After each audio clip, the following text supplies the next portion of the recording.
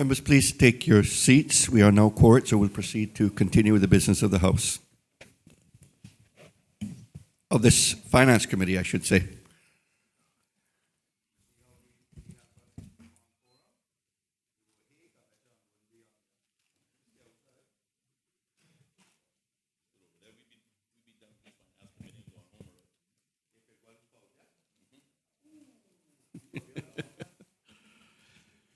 Next item for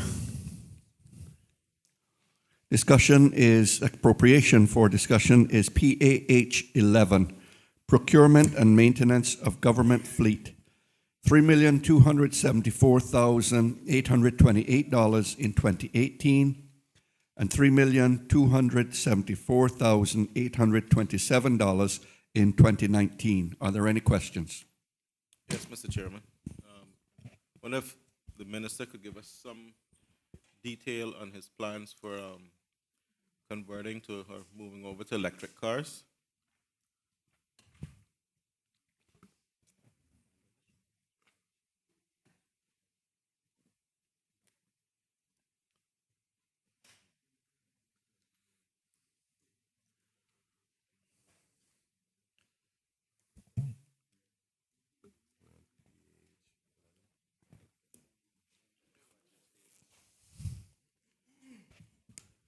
Thank you, Mr. Chairman. Through you to the member, thank you for the question.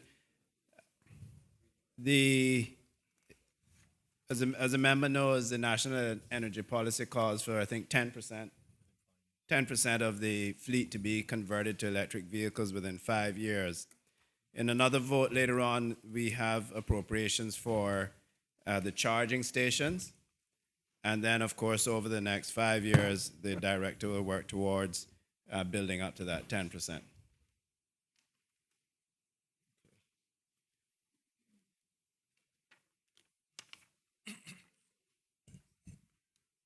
Are there any other questions? Member from East End?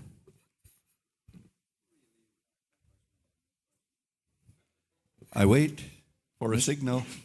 Mr. Chairman, I just had a go ahead. another follow-up on that same vein, if you don't mind. DV for sale of fuel. I'm assuming this is fuel for government vehicles. I'm noticing, unless I'm calculating this wrong, that there's not really a reduction over the next 2 years in fuel.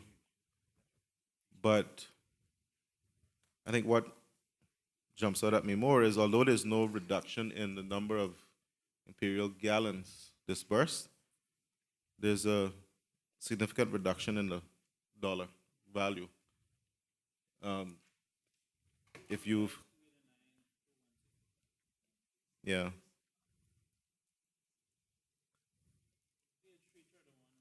Page 331, yeah, page 331. So, sorry, there's a reduction in the dollar value, but there's no reduction in the quantity.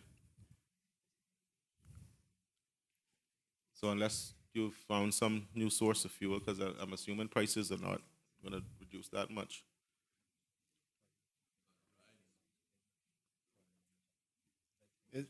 And are you comparing that to the 18-month? Yes, annualized. Annualized, it's 288,595, and then 2018 it's 165, 2019 165, but the quantities are not reducing. So it seems that you found a cheap source of fuel that we'd like to know about.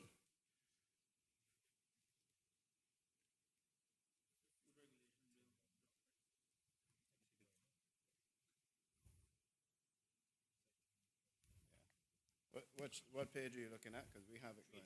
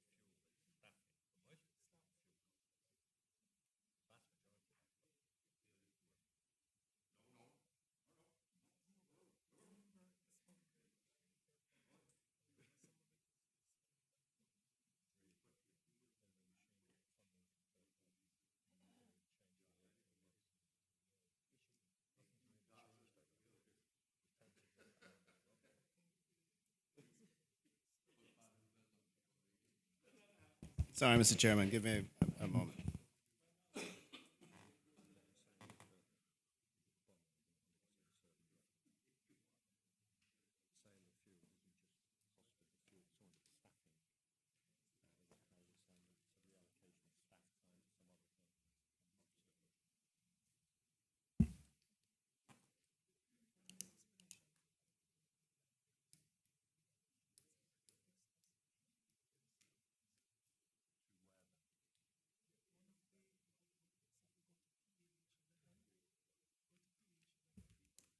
Yeah.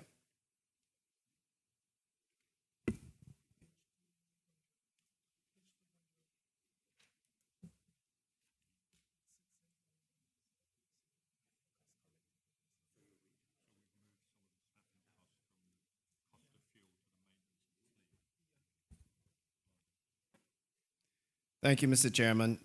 Mr. Chairman, this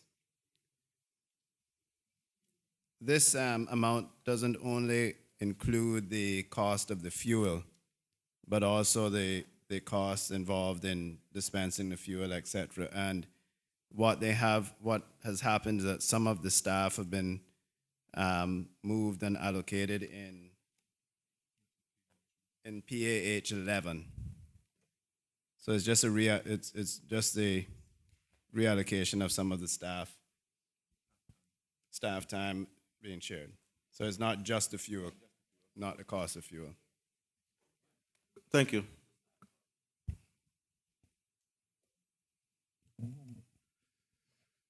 There are no further questions. All those in favor Mr. of Chairman. PA? Yes, sir. Who did? You're forgetting. You're forgetting. Okay. Somebody need to write it down for you so you can see who's next. You know, maybe one of your attendants. Yeah. Mr. Chairman, I want to ask a question on that as well. The advent of the new automated system, I hope it is better capable of managing it, that managers can read it better, because I could never understand the whole system. I don't remember the name, but anyway. Gas boy. What was it?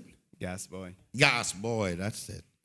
The advent of the new one, are we now better able to read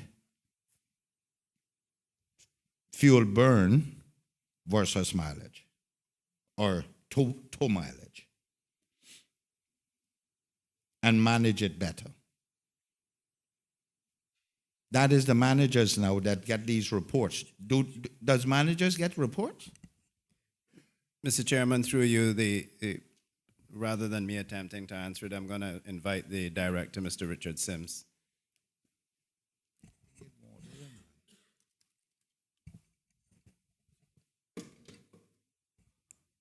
Richard Sims, Director for Department of Vehicle and Equipment Services. Through you, Mr. Chair, the software system that we now have managing the fuel station is called GasBoy Plus, Islander Plus. It has a vast variety of capabilities, including, yes, managing mileage. We set parameters for when vehicles can take fuel, and we can identify who's obtaining fuel, when they obtain fuel, and the likes.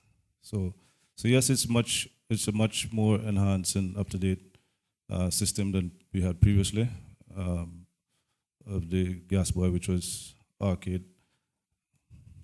And we do provide monthly reports to every department on usage. Mr. Chairman, can I ask the minister? No, not the minister yet.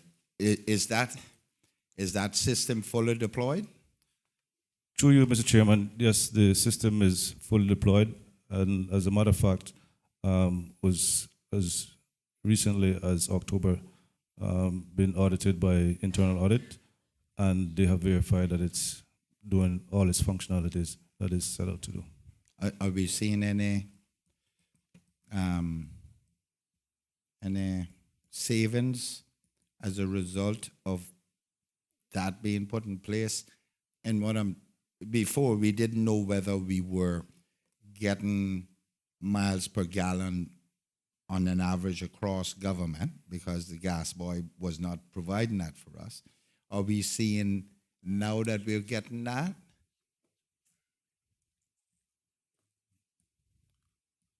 Yeah, absolutely. Yes, we're seeing great savings. In addition to where we're seeing a lot of savings because of the new policy that we have for the government in terms of the standardization. We are taking more fuel efficient vehicles, so that is also contributing to the reduction. Has your fuel cost gone down?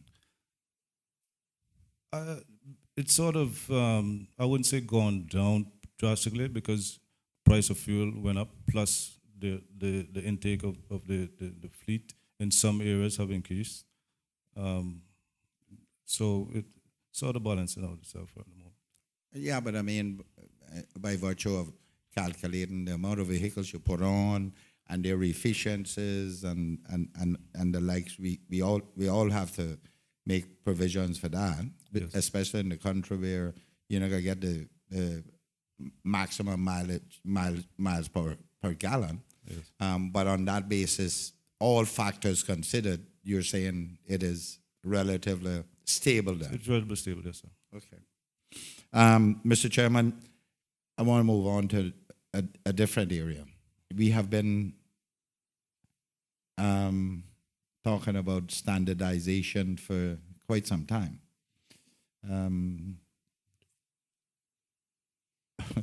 Have we standardized government vehicles?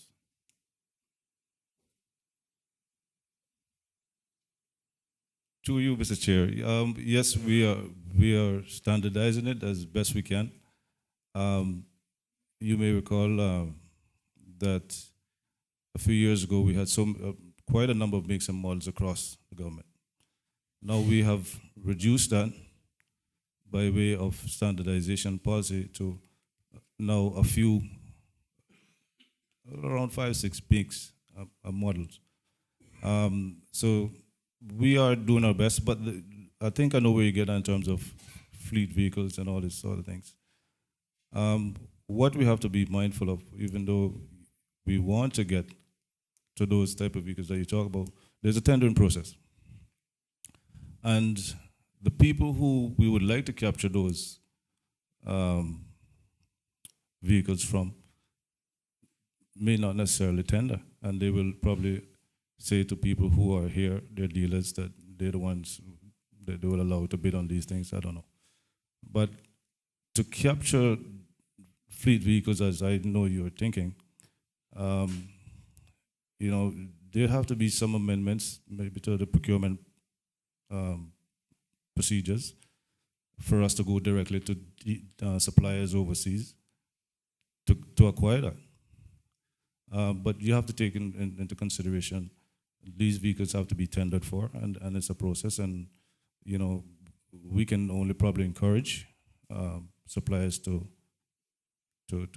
put their bids forward, so that we can actually capture those fleet vehicles as you would like to see. But for now, most part, we are doing our best to standardize the fleet locally, and I can assure you, based on the prices that we've been getting, as much better than before, and it's far less than what the general public pays. So if you look across the government fleet now, you would see that we are getting there. You'll see more of the same type of vehicles. It assists us in many ways in terms of parts. We can stock parts properly. We don't have to be going across and buying on a rare parts that we may never use in some cases. Our mechanics are better trained and can turn around vehicles quickly. So we're getting there. Well, Mr. Chairman, I do recognize that Mr. Sims has a real problem on his hand because of the wishes of his clients. And everybody wants what they want with the leather upholstery and the four-wheel drive. I've seen a lot of government vehicles recently that I don't know where they're going four-wheel drives with unless they pull in their boat. But I am a little surprised, though, that in my view there seems to be predominantly, should I say, the standard vehicles like Ford or Toyota or Chevrolet within government. Just let's, for the purposes of this, let's take those three. And they will not entertain, with such lead time that you have now, will not entertain giving you quotes on fleet vehicles. Through you, Mr. Chair, I must say, though, that even though that may be the case, the suppliers understand our needs, and they have been supplying those, even though they may look really great on the outside. On the inside, they're very basic. Very basic. There's none of the fancy things that you may consider are in there. They're very basic units. And DVS has quite a lot to say in terms of, and the departments are cooperating when they put their wish list forward, and we say no to that based on their likes. We're trying to standardize the feed, and they're listening. So that we are grateful for at the moment. Mr. Chairman, just, you have over $3 million. What does that represent in vehicle? And in the same answer, can you tell me if that is replacement of vehicles and the like? No, that's that $3 million is just for operational maintenance. It's not for vehicle acquisition. Because each department carries their own budget in terms of vehicle acquisition. We only do the purchase. Mr. Chair. Mr. Chairman, I wonder what procurement means here now then.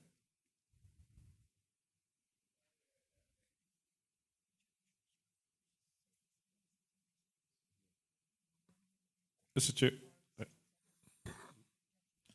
Through you, Mr. Chair.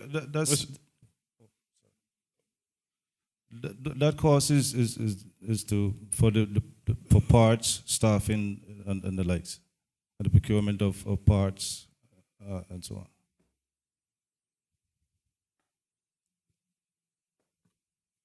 Mr. Chair. Mr. Chair. I've got Georgetown West. I'll bow to the minister. Central first. I'll allow the minister to Okay. go for it. Member from Bordentown East. Thank you, member. Thank you, Mr. Chair. Through you, I'd like to ask the director about the garbage trucks. Do you have a dedicated person or a dedicated wing just for garbage trucks? Through you, Mr. Chairman, to the Honourable Minister. Yes, we have a dedicated set of staff members that deals directly with the medium-duty section. That the garbage trucks are considered medium-duty vehicles, and we have a set of mechanics that deal with those. Thank you, Mr. Chair. Follow up. What kind of maintenance schedule does anyone of the mechanics go off site to the depot where the garbage trucks are kept on a weekly basis to do minor maintenance? To you, Mr. Chairman, to the Honourable Minister. Our mechanics do go off site to do works depending where these units are located. That include the landfill as well. we prefer to do our maintenance where we have all our equipment, but from time to time we do go to the landfill and the likes to address any minor issue. Mr. Chair, the only reason, and thank you, the only reason through you that I brought this up is that they're buying garbage trucks so often now, and they're quite expensive. And I'm not sure if the wear and tear of the stop and go, and I'm not sure why they're being replaced so often. But right now, the public is not benefiting from having a full fleet, and we just brought some garbage trucks a few years ago. Now we have to buy some more again. So I was wondering if there's any program that could be put in place that we could mitigate this problem in terms of its government's funds, the public's purse, and we need to ensure that we're able to pick up the garbage on time. We get a lot of complaints, and it's because of equipment failure. So I don't know if there's any way that we could put a schedule together, or if there's a schedule together, so we can try to mitigate this problem with the garbage trucks. I would be most grateful.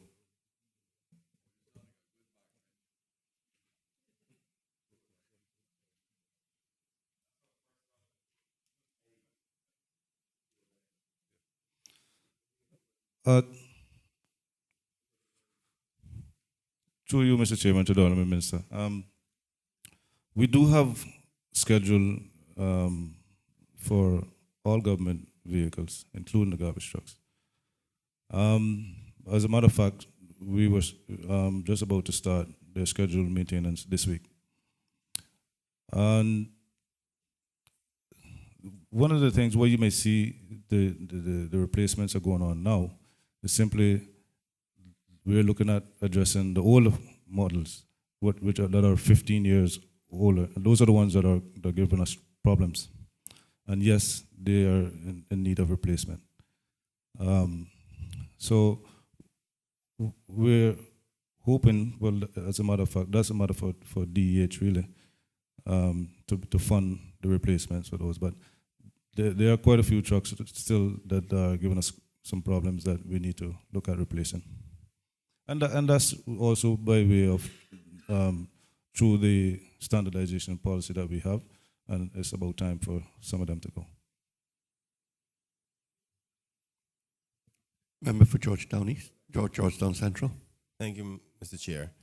Through you to the director, in respect to fleets that the governor, the premier, speaker, and who else? And the deputy premier may use.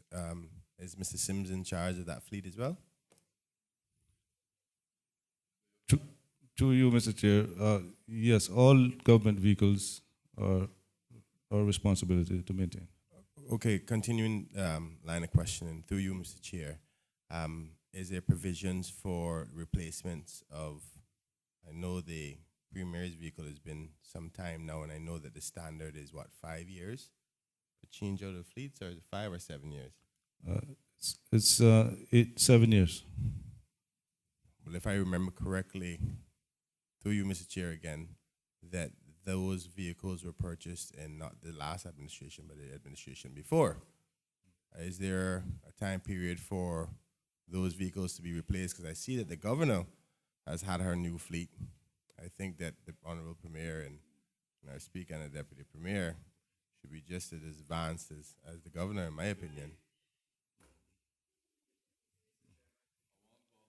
So, Chairman, through you to the member, the policy has been set and is there for each individual ministry to follow. We're not responsible for purchasing the vehicles for the respective ministries or for the respective areas that those vehicles fall under. But, Mr. Chair, hence the reason I asked before I followed up whether it was the responsibility of Mr. Sims in respect to those fleets. Is he only responsible for them for the upkeep of them, or? That is correct, Mr. Okay. Thank you, Mr. Chair.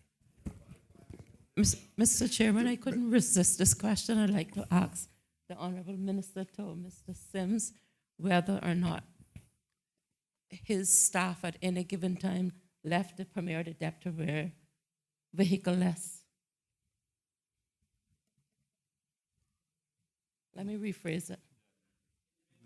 Can you just confirm that due to the excellent workmanship and mechanics that you have and the good leadership that you have at your department, neither the Premier or the Deputy Premier has had to walk in a day? Through you, Mr. Chairman, to the Honourable Minister. That's correct. We've never left them in that position.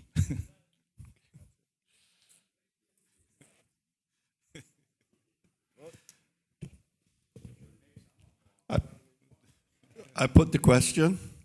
All those in favor of PAH 11, procurement and maintenance of government fleet, $3,274,828 in 2018 and $3,274,827 in 2019, standing part of the schedule to the bill.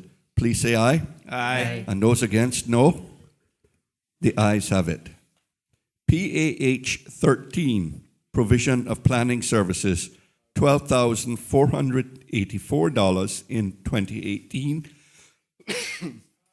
$12,484 in 2019. Are there any questions? There are no questions. All those in favor of PAH 13, provision of planning services for $12,484 in 2018 and $12,484 in 2019, standing part of the schedule to the bill, please say aye. Aye. And those against, no. The ayes have it. PAH 14, management of planning applications, $3,547,881 in 2018, $3,547,880 in 2019. Are there any questions?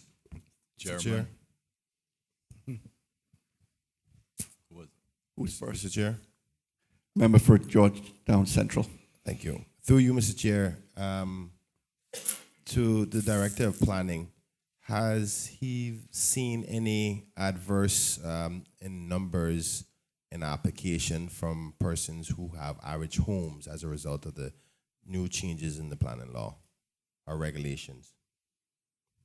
The reason I say that is I've had a number of complaints from constituents about the changes becoming more costly to them in various ways, shapes, and forms.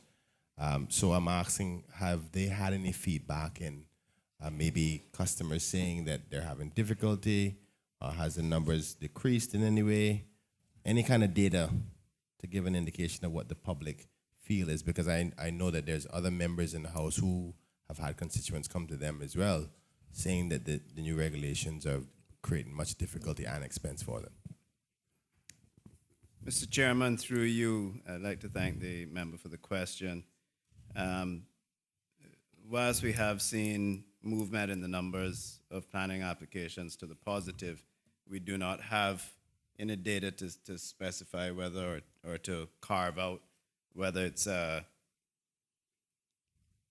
whether it is small homes or whether the numbers are reflective of what category of homes. Mr. Chairman, I know of, and I thank the member for bringing it up, and we are aware of some of the concerns, but I believe that through educational processes and the department working along with the clients, we have worked through the majority of those, and in the instances where it was felt that there was an increase in cost, we've put certain processes in place and assisted the clients with navigating the new codes so that they can minimize any impacts on the costs.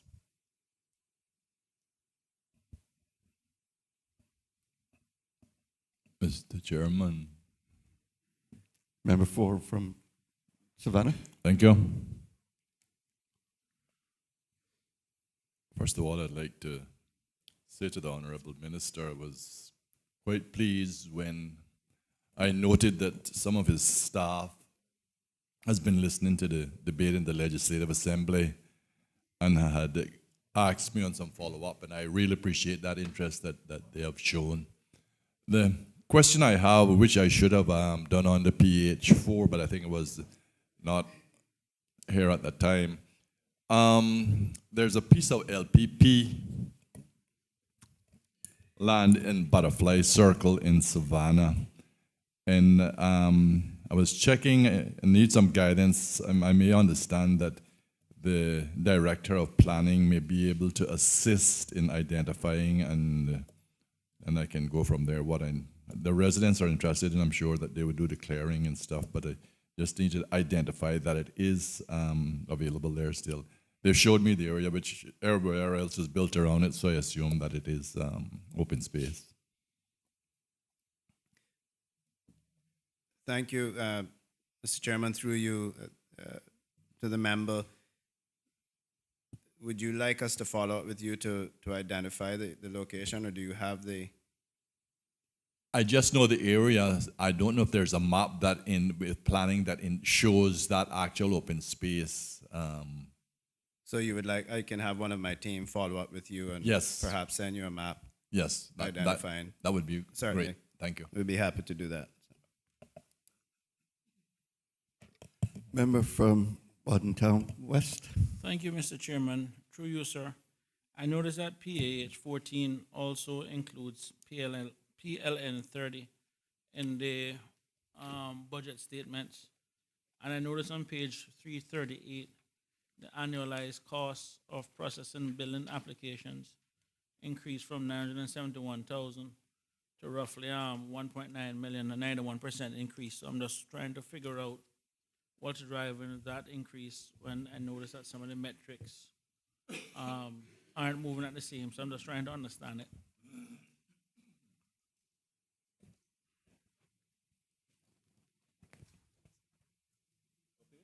338 budget statements.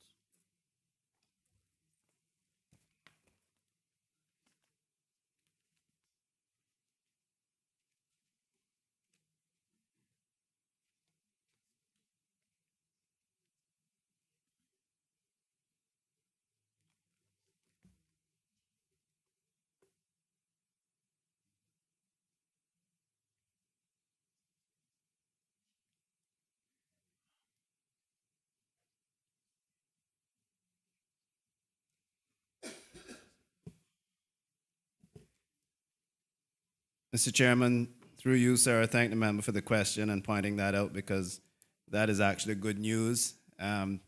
Anticipating the level of development that's coming up in the future and our desire to offer better customer service in the department, those increases are for an increase in staffing, in particular in the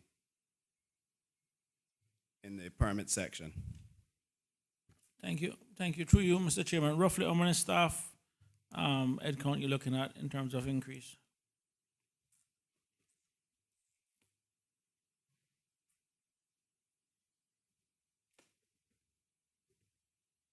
One moment, Mr. Chairman.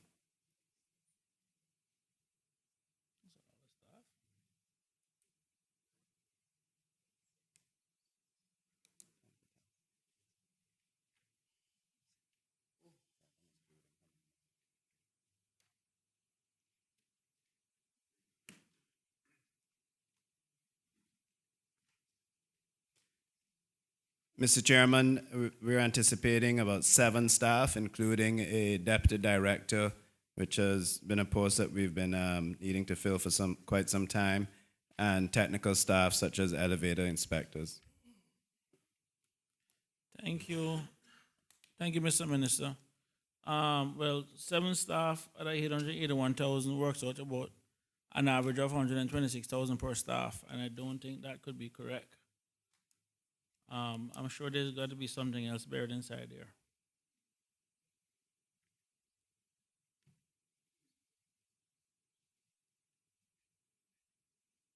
Thank you. I'm sure there are some other things, but along with the staffing, with the additional staffing, you'll have the associated personnel costs and fit outs, etc., to go with it. Oh, okay. All right, thanks.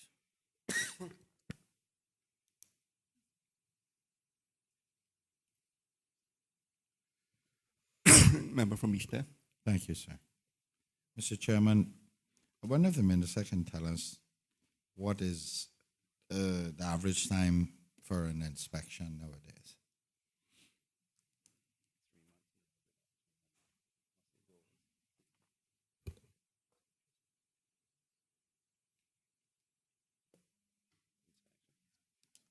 Mr. Chairman, through you, that's inspections you were asking about? Yes. Okay, the goal is for 3 days and the average time is 2 days. Okay. I don't understand why people are complaining then. And that's just for the director's information. People are complaining that it's taking them a week to get inspections. And if you say that the goal is the average time is 3 days, is 2 days, I just don't understand that.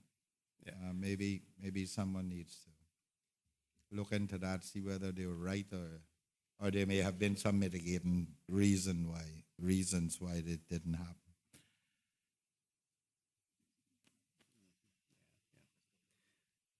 Mr. Chairman, through you to the member, we are aware that sometimes we do have some, on both sides, some communication issues. That is the one thing that the online planning system, which we have in place now, will relieve, because the information will be automatic and it will be there for everyone to see. So that will assist us tremendously in eradicating that gray area and the he said, she said, and all of those things. Yeah, because the fact is that inspections are crucial to development now, because it's every stage, every 3 blocks you need to inspect 5, I think it is, or something. So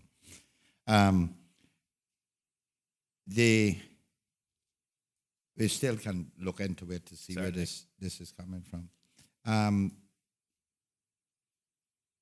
Mr. Chairman, I wonder if the minister can consult with his people and tell me what are the requirements for development on a property that has a prescriptive right across it? Meaning, what is the plan requirements, setbacks, that what have you, what not have you?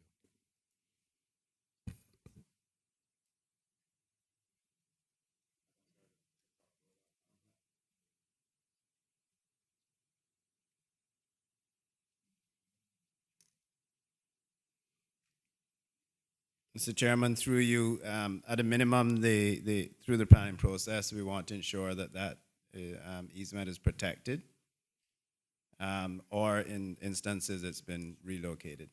But the ultimate is to protect it. A prescriptive right away, relocated?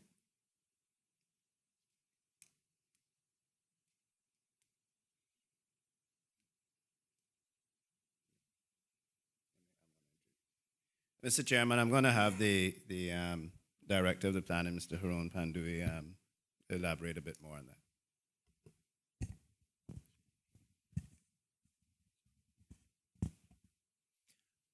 Haroon Pandui, Director of Planning. Mr. Chairman, through you to the member. Just to clarify, sir, are you prescriptive rights of ways in terms of access across a beach or registered easements? Prescriptive right away by virtue of use.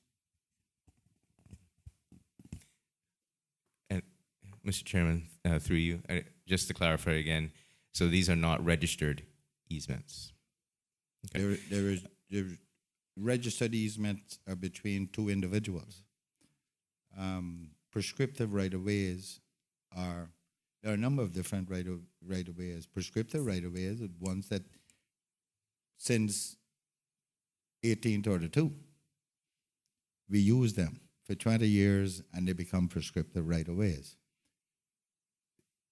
Then planning has a right-of-way that is required if you're developing a property of 300 feet or more, you're required to leave a 6-foot right-of-way. I'm talking about the prescriptive ones.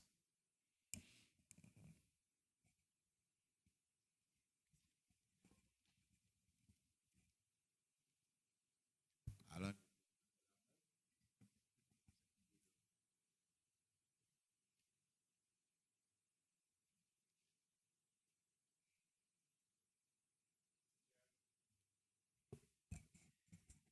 Mr. Chairman, through you, these right-of-ways that the member's speaking about, unfortunately, if they are not registered, then the department won't know that they're there. I do know that the process is being done now through the, I think through the Lands and Survey Department, where we are getting these right-of-ways registered. But without them being registered, then the planning department would not know that they're there. Mr. Chairman, prescriptive right-of-ways are indicated on all register maps with red dots. 99% of them are represented on planning with red dots. There are exceptions, but there are people who know that they're there. For instance, if you go on the bluff on Queens Highway, there is a prescriptive right-of-way from Tortuga Club, will be from, not Tortuga Club, from the other one. Not Moritz, the other one. The Reef, straight in to north side on the bluff. That is a prescriptive right-of-way. It's represented on the map with a dot.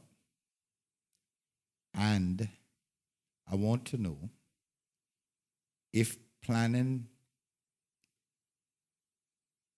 dictates or requests that they be relocated, and what is the setback that planning requires any development to be made from those.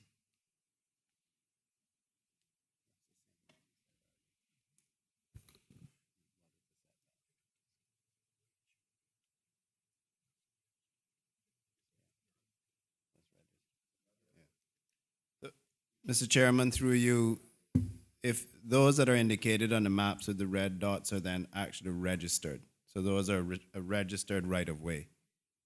And so therefore, the previously explained processes would apply to those.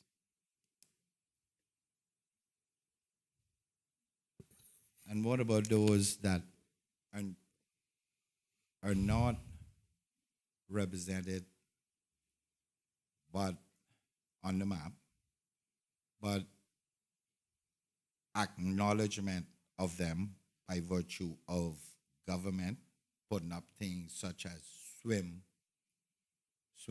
signs? Where does planning think their authorities lie? Their authority lie with that?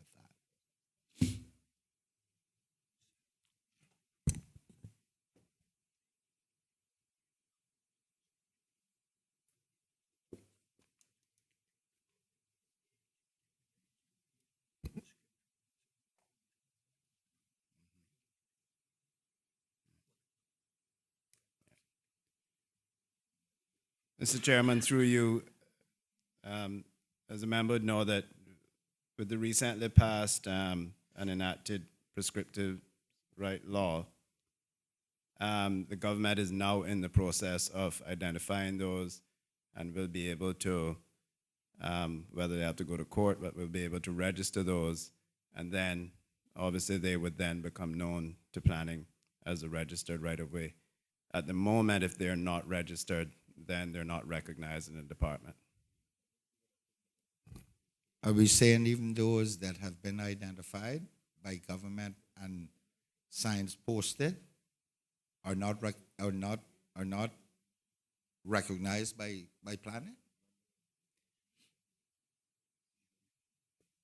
If there was a sign posted and the right of way was not registered, then no, planning would have no way of knowing that there's an access there. One would think that that signs would not be posted at right of ways that aren't registered.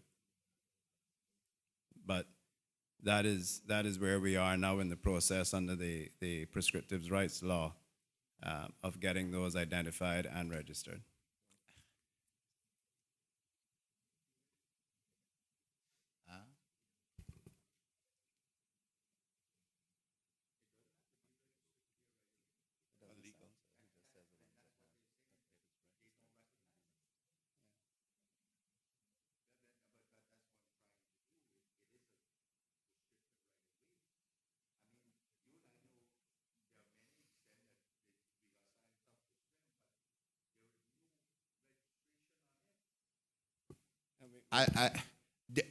And where I'm going, Mr.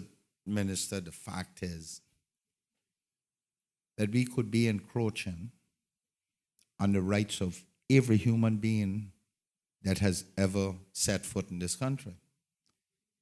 And the only way you can change it is by virtue of petitioning every one of those human beings.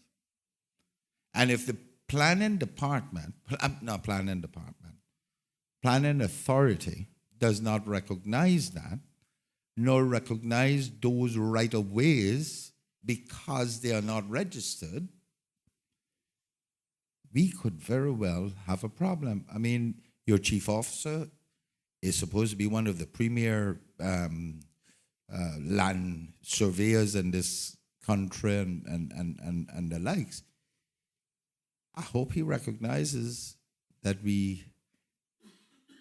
can't even move them because they're all interconnected with the one that traverse the length of the beaches in this country.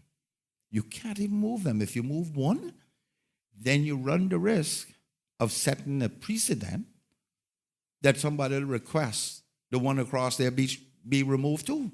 You know that. Right? Right? Mr. Minister, I am not as adamant about those that planning requested because we have moved them before.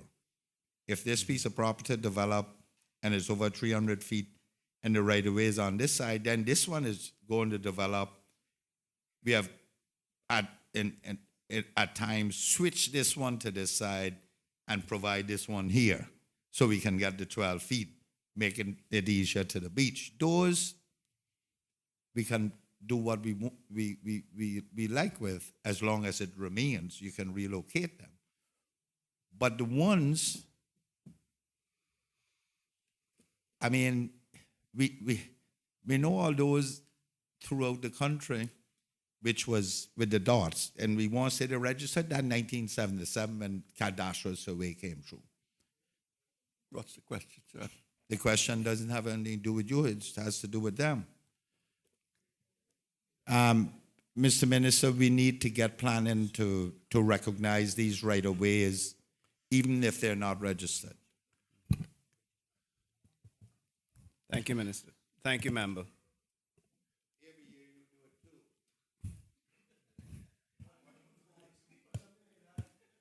I put the question, all those in favor of PAH 14, management of planning applications, $3,547,881 in 2018 and $3,547,880 in 2019. Standing part of the schedule to the bill, please say aye. Aye. Those against, no. The ayes have it.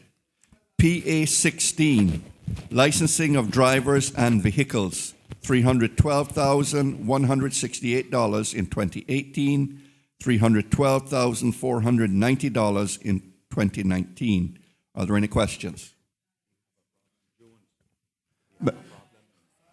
Member for Baden Town West. Thank you, Mr. Chairman. Through you, sir. Will the Honorable Minister tell us exactly how many cars we have in this country and how many registered drivers that we have? Thank you.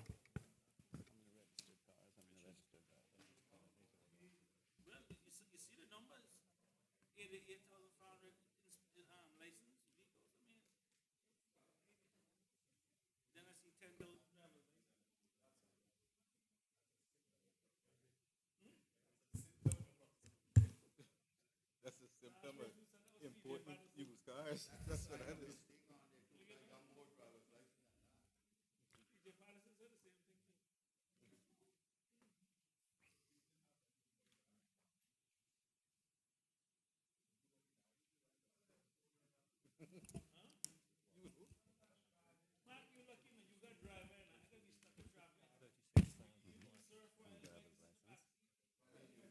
Must be one that built for two people.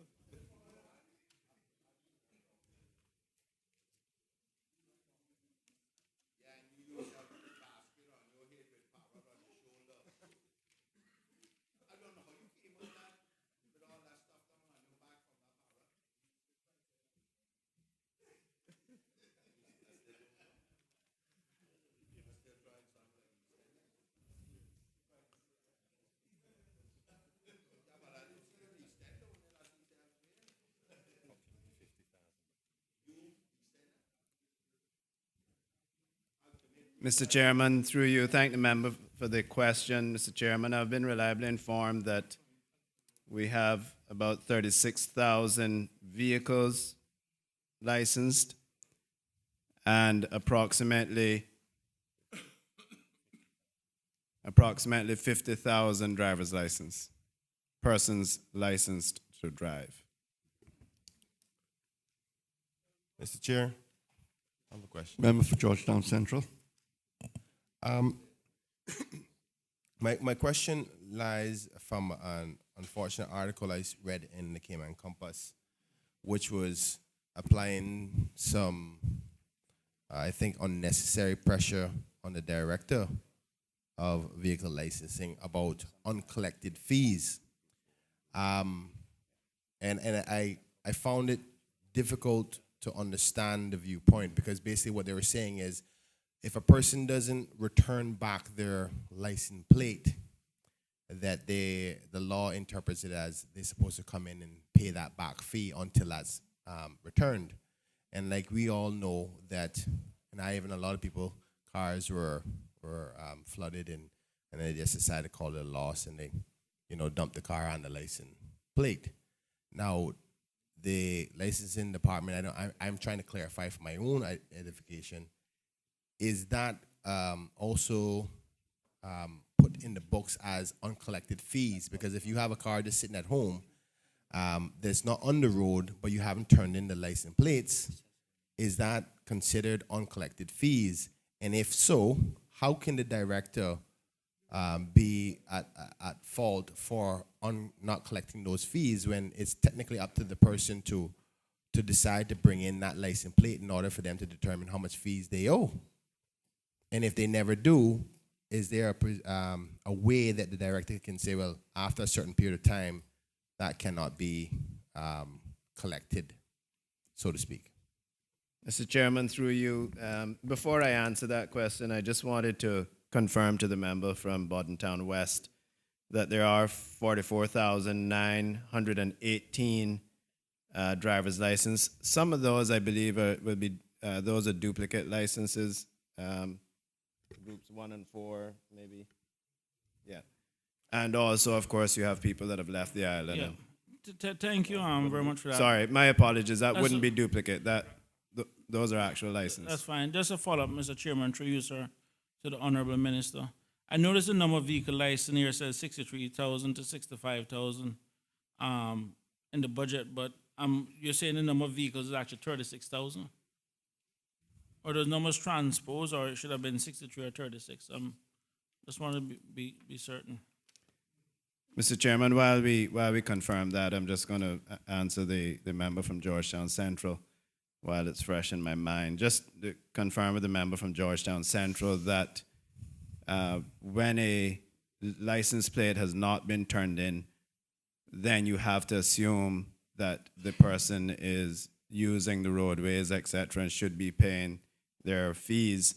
However, the law clearly states that the collectible amount, or the statute bar on the ability for the department to collect the fees is 3 years. So the uncollectible amount is that of 3 years, not all the way back to Ivan, etc. That's correct.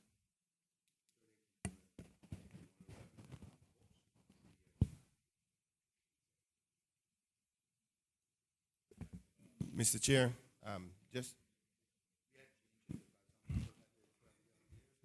Mr. Chair. Yes. Mr. Chair, through you to the minister.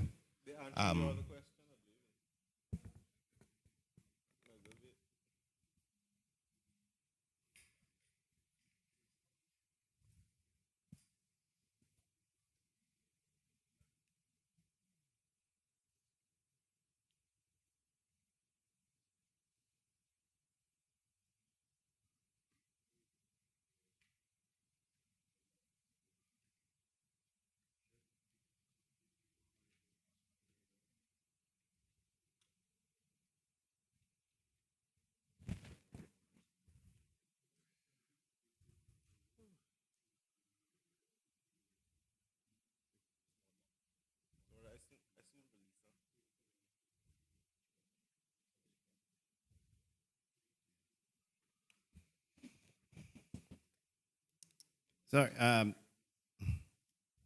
Mr. Chairman, through you to the member from Town West. The 36,000, to clarify, the 36,000 are actually vehicles that are on the road, and the balance are the ones that the member from Central spoke about, that we are chasing the debt on those. So, Mr. Chair, so if I can just quickly follow up on that. The question is then, if a person never turns in that license plate, for whatever reason, they've dumped the car, it's gone to the dump, they no longer want it, they write it off, whatever reason, is the collection dependent upon the person turning in the vehicle, or can the government just say, well, boy, it's been 20 years, we haven't heard from you, but you still need to pay 3 years worth?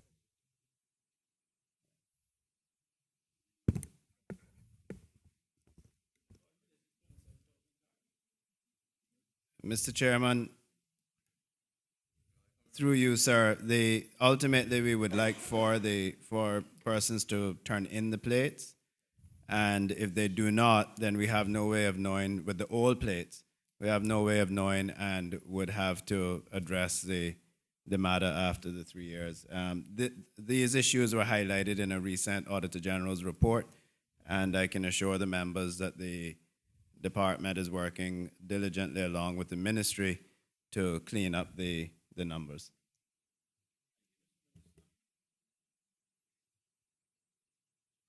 I put the question. All those in favor of Mr. PA8? Mr. Chairman. You have a question? Yes.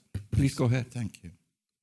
Mr. Chairman, I really need to ask about these license plates and why we haven't deployed all of those license plates yet.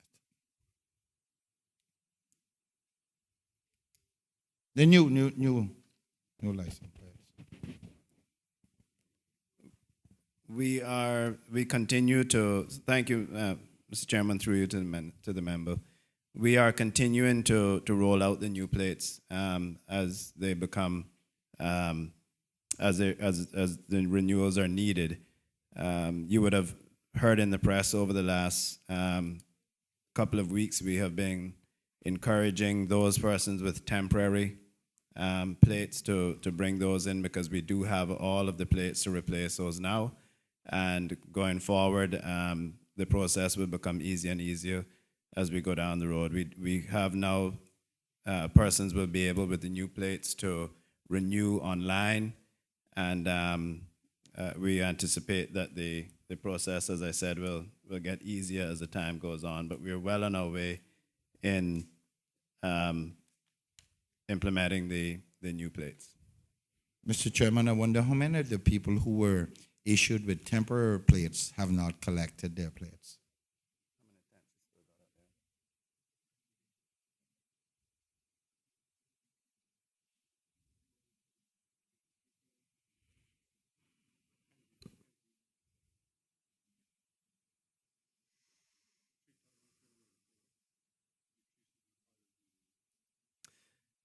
Mr. Chairman, through you, I'm being informed that we have about 375 temporary tags on the road.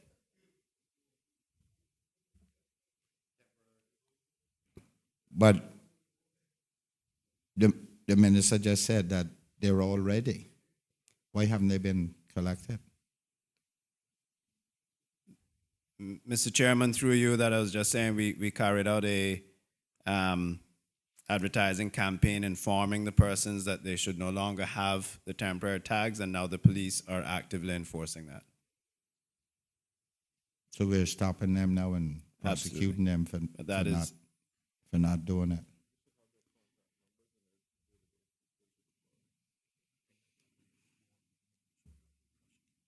Don't we have these people contacts, email, phone, and the likes? Mr. Chairman, through you, yes, and we have made attempts to contact them all, or they all attempts have been made, or they have been contacted. Well, I'm hearing people who are very close to me say that nobody has ever contacted them. Mr. Chairman, through you, I almost know the commercial off by heart and the public announcement off by heart because I've heard it so many times. I have heard it too. What I am saying, Mr. Minister, when those plates were issued, they were told that they would be called when the number was ready, and no one has contacted them. Mr. Chairman, through you, I have been reliably informed that attempts were made to call everyone as well as the press releases. Of course, Mr. Chairman, through you, that creates a tremendous amount of manpower and time to keep calling until we get in contact with persons, some who often change telephone numbers or don't have credit or whatever the case may be. But I think everyone in the country should know by now that their plates are available. Mr. Chairman, with all due respect, I hear the minister, but when he said that people change their phone numbers, that's taking it a little too far. Because I know people who have permanent numbers who I trust, who have never been called. Mr. Chairman, I wonder if the minister can tell us if that new system has been deployed on the road to identify these license plates and the license with the chip.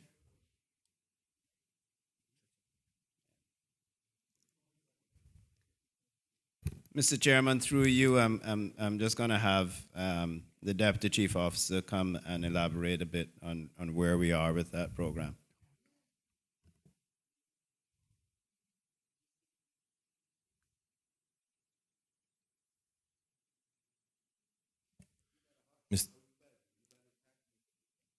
Tristan Hydes, Deputy Chief Officer. Mr. Chairman, through you, I would like him to repeat the question for me, sir, if you don't mind. Please proceed. I need to know if the system which identifies, which the controversy was surrounding about spying on people, nobody seems to understand what I'm talking about. And the chairman keeps saying, ask the questions, and when people don't understand it, then you got to explain it. If it has been deployed throughout the country. Mr. Chairman, through you, yes, it has been deployed throughout the country. It's in its final stages, and we are continuing. The last phase is obviously to replace all of the yellow plates with the new plates. That's ongoing now.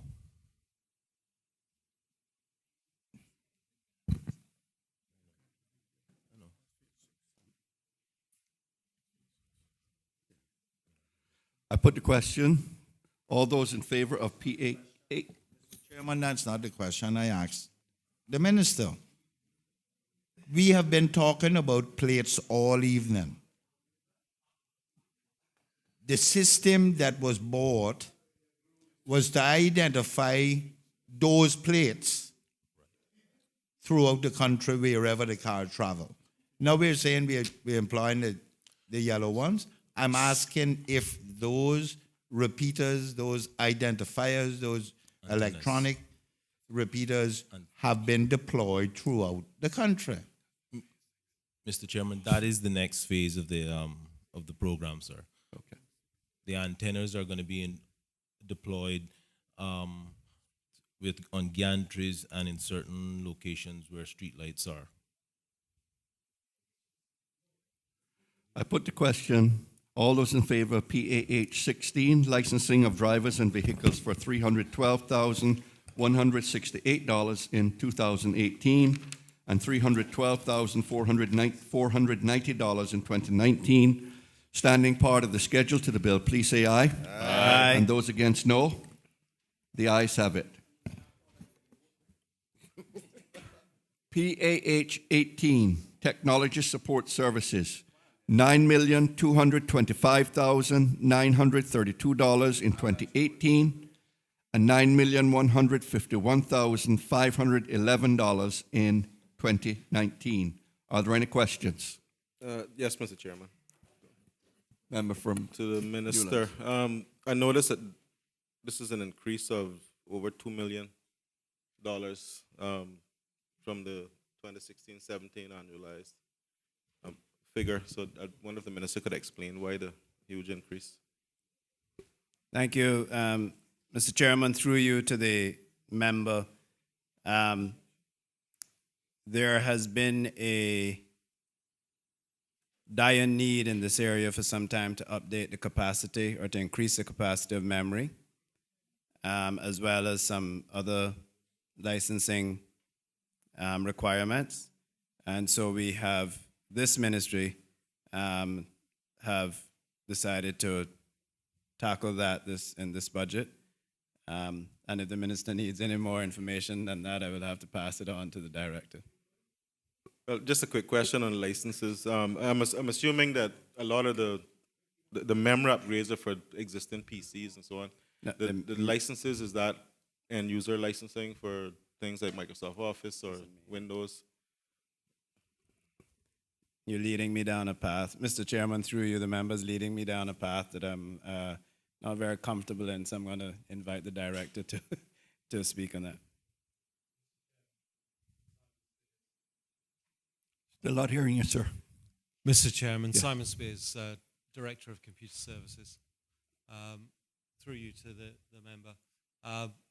Most of the software increases are to do with growth in the use of applications in government. We have to license through Oracle, who have a charging range that is closely linked to the number of processors used to support those applications. As there's growth, we have to purchase more licenses. We also have to support those licenses every year, and there's a stepped increase with all Oracle licensing. So, Thank you. I noticed, just looking at some of the quantities here, the number of databases, for example, pretty much stays the same over the next 2 years, which is a little bit surprising to me if we're developing or developing new applications or purchasing new applications. I mean, are we ensuring that we're not duplicating the storage of data and information. For example, I'm trying to speak in layman's terms so everybody understands what I'm saying, but normalizing your data, where you have, one database with Alva Saku in it, and everybody has access to that rather than 10 databases with the same information. Are we making sure that we're streamlining these databases so that they work together and they share information rather than duplicating the storage? Because I would expect to see maybe a decrease in the number of databases, or unless we're going to introduce a whole new raft of applications. But what I'm not seeing is, especially from the online government services side, is an increase there, which is where I would expect it. Mr. Chairman, through you, yes, it's a very well-informed question. We clearly are aiming for better information integrity in the back end and far less data duplication.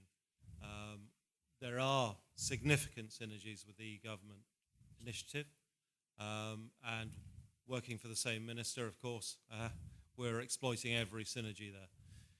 I would broadly say that the balance and increase of number of applications and automation across departments is leveling out with the increased reuse. So there's a great increase in the number of applications and servers, but no increase in the number of databases for the reasons that you've identified, sir. Okay. And the number of online services, I'm assuming those are e-government initiatives. I don't see an increase in that area, which is a little surprising. Yes, sir. Essentially, the e-government, and I shouldn't speak for them, they are next up, I think. Initiative will have a number of new online services. To date, most of those have been created, developed, and supported by my staff in CSD. Clearly, government is far greater than core government. It's a national initiative, but we need that initial pilot, which we've been supporting. So whilst we may well be supporting future online services from core government, the growth there would be outside of my department. Okay. Just in the area of CSD, help desk, and so on, how are we maintaining or monitoring the quality, responsiveness, that sort of stuff? Because as the complexity of these applications grows and things become a bit more integrated, that's an area that will kill your initiative quickly. So how are you able to monitor and ensure that you're meeting the timeliness factor and the customer service level that you want to reach? Mr. Chairman, through you, since my arrival, we've introduced a fully automated service management tool, the Heat Management Suite. It looks at all service requests. Everything is logged. Anytime I need any person's logs, I can see them. Mm-hmm. We've managed to reduce the number of calls to the help desk significantly with self-service. So single sign-on, password resets, all of those things that ought to be fully automated in an internal system where I can send you an email have been done. We're increasing our responsiveness. We used to miss 1 in 4 calls, if I'm honest, and that is much reduced and steadily going down, sir. Okay. And I was surprised by saying this. I think that you don't actually have enough in this budget, but clearly you're trying to make do with what you have. One area that affects, I think, all of us in here, in particular the members of the opposition who don't have access directly to the government system, is the fact that we have government email addresses that we can't access. We have, I think, access to the network, but not remotely anymore. I don't think much effort has been put into ensuring that we, members on this side, are able to access the government services that are available to us. I gave up after a while because without being able to physically log into the system, I can't change my password, so I'm just out of the system. So is there any thought being given to those policies? I was told that it's policy that I said just set my password to never expire, but apparently that's a policy that is in place that it must expire every 3 months. But I think some special arrangements need to be made for especially members of the legislature who may need access to the government email. A lot of people assume that we have one. Mr. Chairman, through you, we certainly thank the member for pointing that out, and we'll certainly give a commitment to looking into that. And last area that and I guess it would fall under here, support for the LA. I think we need to really streamline what services available here for legislators, and I think in the House committee we have actually raised this a number of times, but we need some sort of dedicated support, especially being here during these hours. There are times that we need to log on and print, access things that we can't. So it would be nice to have some sort of dedicated support here so that, we're not inconvenienced. I don't know what is in place right now.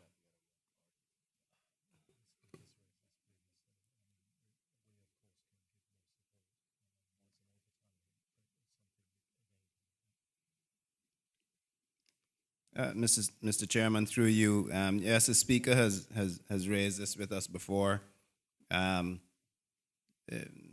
may be some. We will work with whomever we need to work with to be able to offer some support. Thank you.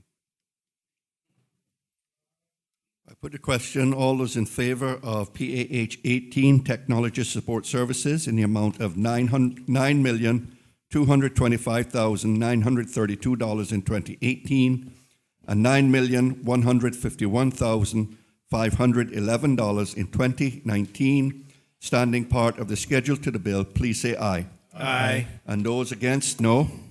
The ayes have it. PAH 20, License, Monitoring, and Enforcement of Specific Business Types, $1,589,739 in 2018 and $1,614,807 in 2019. Are there any questions? Yes, Mr. Chairman. Yes, Mr. Chair. I put the question. Yeah. Okay. Member for Bordentown West. Thank you, Mr. Chairman. Through you, sir. Will the Honorable Minister tell us exactly what is the process for applying for LCCL? How many are issued, and what are they generally issued for?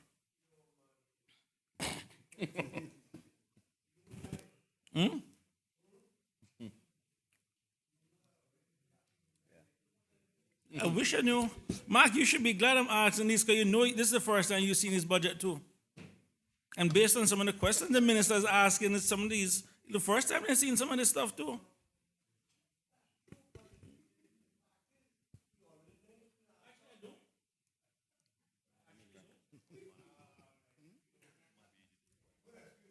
Let me try. Mr. Chairman, through you to the member, I'll try my best to answer it. There is a process that's outlined in the law to apply for LCCLs. I don't. Is the member interested in us going through what that process? Well, sorry. Just thank you very much, Mr. Minister. Through you, Mr. Chairman. What I'm really getting at, we have always seen these advertisements in the newspaper, and the other day I went through the exercise of adding several of them up over a period of time, and it basically equates to roughly $800 million worth of business where these Cayman and participation are sought.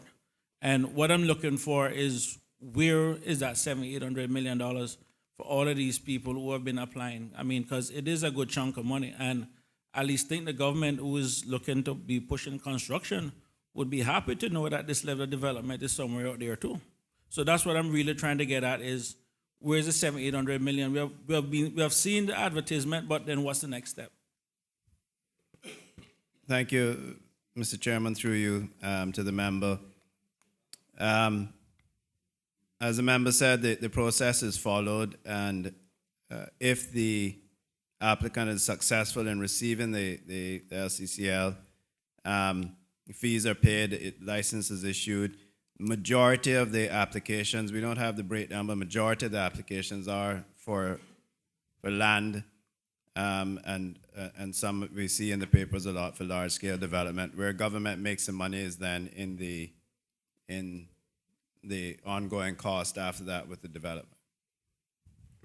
Thank you, Mr. Minister. Through you, Mr. Chairman, roughly how many licenses are there?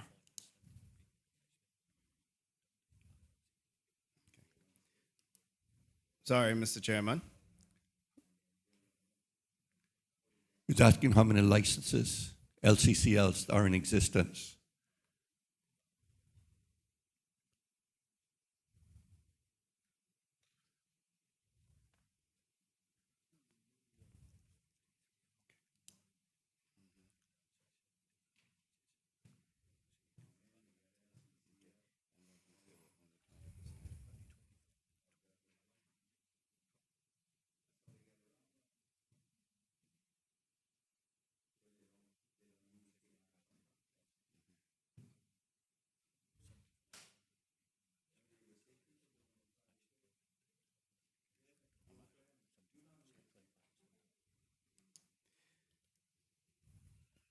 Mr. Chairman, through you to the member, we have a total of 5,300 licenses. Sorry, Mr. Chairman, 150 of those are LCCLs. That's correct. Mr. Chair. Member for Georgetown Central. Thank you, Mr. Chair. Through you to the minister, can the minister explain exactly how the business staffing plan go through their process of agreeing to give a person a business license? And the reason I asked the question, The business the staffing business plan, staffing, sir? sorry, trade and business, sorry, my apologies. Trade and business license. And the reason I ask that is because we obviously have a limited market here. How does those authorities who grant the license determine whether or not the market is conducive for another license? Because the example I give is from a former minister in this house when he posed a question in respect to the gas stations. How many more gas stations can we have before any of them can be profitable, and why they're overpricing us? And I think that example is in relation to many other businesses. How many car washes are we going to have before any of them are profitable? Why they have to overprice us? I mean, there has to be a mechanism before we say, okay, then there's too much of one thing or there's not enough of the other. Minister, you ready to answer? Certainly, Mr. Chairman, through you, thank the member for the question. Mr. Chairman, for a trade and business license, whether it be an individual or a Caymanian company, ordinary company, we do not take that into consideration when issuing a license without any form of anti-competition laws or some policy on any particular industry. We do not consider those, or we do not consider that. I put the question, all those in favor of PAH 20, license, monitoring, and enforcement of specified business types, $1,589,739 in 2018 and $1,614,807 in 2019, standing part of the schedule to the bill, please say aye. Aye. And those against, no. The ayes have it. PAH 22, e-government program for $2,439,510 in 2018 and $2,029,528 in 2019. Are there any questions? Yes, Mr. Chairman. Newlands? I just noticed in the quantities, the number of projects initiated to improve or digitize business processes. Over the next 2 years, it's 4 in each year. Are those 4 new projects a year, or are those anticipated just before ongoing projects?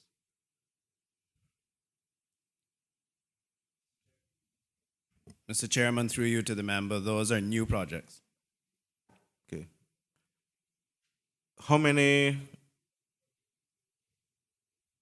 government services have we now automated and moved to an online version?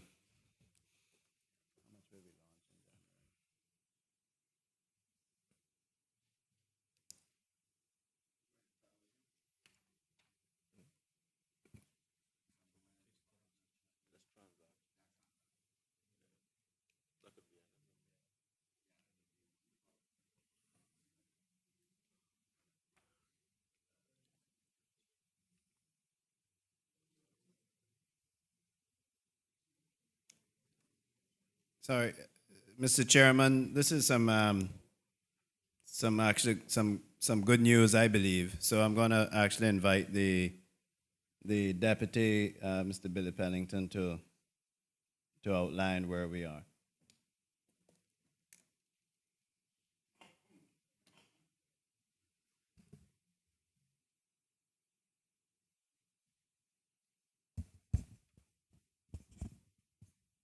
Mr. Chairman, through you, can I ask the member to repeat the question one more time, please? Sorry, no, Mr. Chairman, I just asking a question. How many government services have been migrated to the e-government platform? Sorry, my name is Billy Pennington, Strategic Advisor for e-government. To date, we have had one application that has been migrated to an automated platform, which is the police clearance certificate. That went live in May of this year, I believe May the 10th. To date, we've had approximately 4,100 online application requests, which represents approximately 23% of all requests now coming through police clearance. Allied to that, we also have several projects that are in flight that are due to be completed either by the end of this year or early next year. The first one is the DVDL online stabilization project, and that really looks at improving the current customer experience with respect to how the customer is able to interact and order services online through DVDL. I believe the current stats are less than 1% are currently using that system, and we're targeting to build that up to a similar standard to what we've seen with police clearance. The second project that is currently in flight is looking to introduce trade and business licensing for sole traders and companies online. And we currently have a project around that with phases in 3 phases, and that right now is contingent upon cabinet and caucus approval with some of the things that we're looking at. So that's an active project that's currently due to be, at least phase 1, we're looking to have delivered by the end of this year. And this is a new development, or 'cause I thought this was something that was ongoing for a while? It is. I may be wrong, but it's a change of the older project, I think, that was ongoing that predated my arrival, unfortunately. So we're looking at a different approach for that offering. what went wrong with that previous? That predates my arrival, so I'm sorry, through the chairman, I defer that.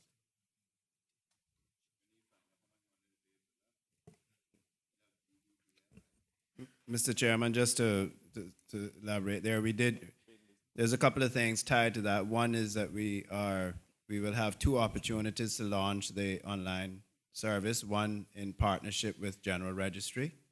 So we're making some adjustments that we can have that passage of information, that when persons log on to the business portal at General Registry, they will also be able to do their trade and business application. We also have reviewed some of the requirements. You may have heard us talk about reducing some of the requirements on the trade and business license application, so we're making adjustments for that. And then, of course, in the larger rollout of the overall government, e-government site, you'll be able to do your online application from there as well. But just touching back on the initial project, because that's where I got a little bit confused. So the initial trade and business online application has been scrapped then? Sorry, Mr. Chairman, through you, it is not we didn't scrap it, but we've made instead of just doing the government one, we've also made adjustments so that we can tag on to the General Registry one as well. Is there going to be an increase in cost to re-engineer that?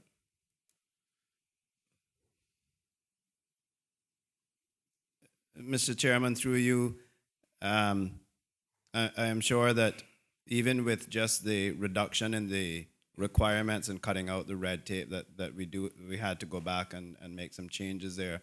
There were also issues with the legality of the passing over of information.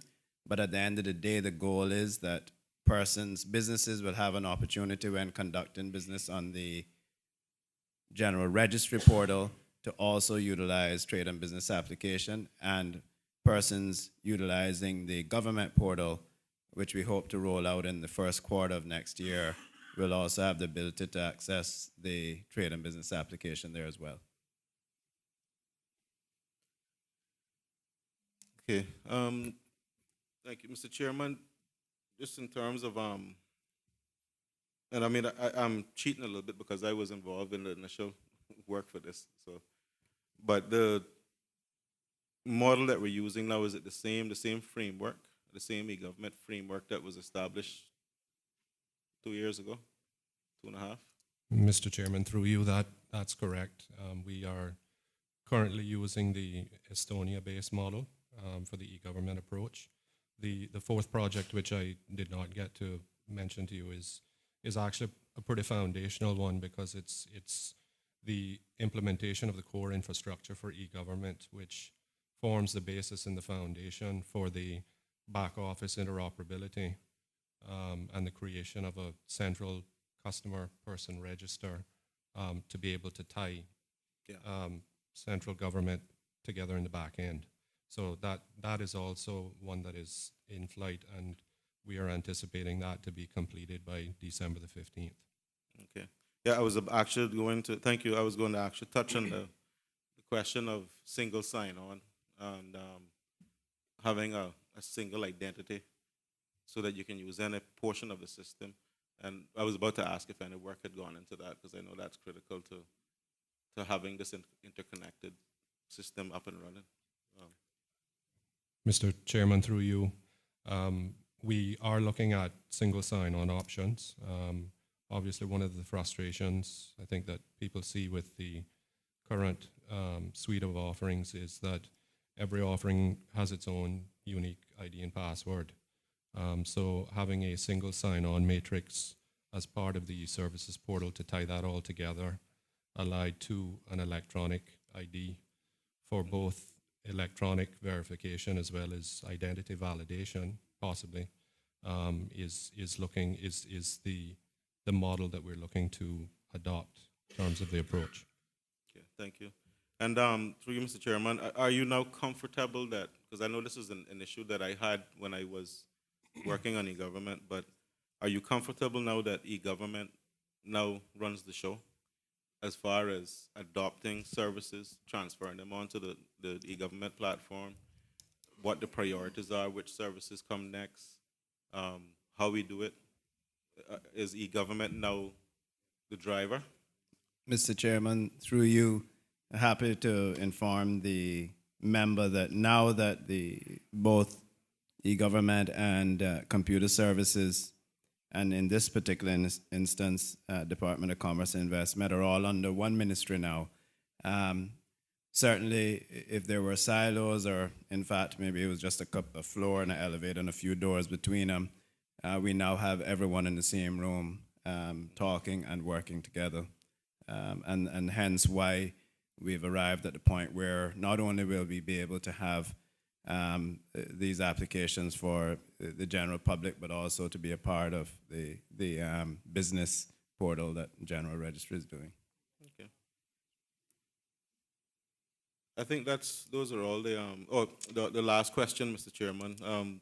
Do you now have the core infrastructure, I'm talking about hardware, network, resiliency, to support the continued development now of this platform? Are you concerned about resourcing in that area, or are you satisfied now that you can move forward? Mr. Chairman, through you, the platform that I mentioned earlier as a key project for the foundation, which is the infrastructure that e-government will employ for the back office interoperability, will provide us with that. Going forward, part of this budget also includes the increase of headcount, both for the cybersecurity team as well as the e-government team.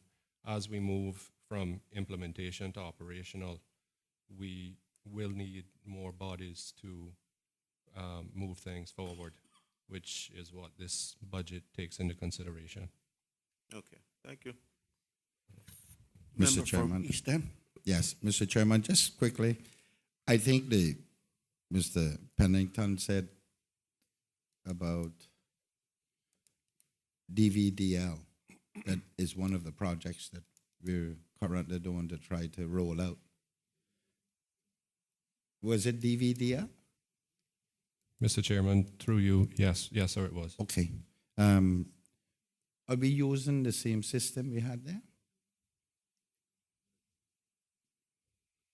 Mr. Chairman, through you, yes, we are.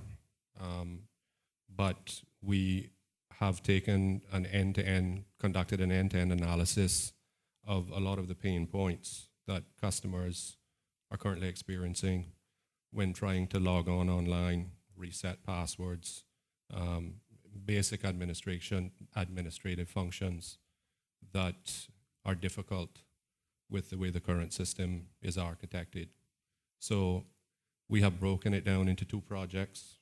The first project is what we call a stabilization project, and that's really looking at not only the way that customers log in, the way that they interact, but the process behind how those queries for password resets, etc., get done.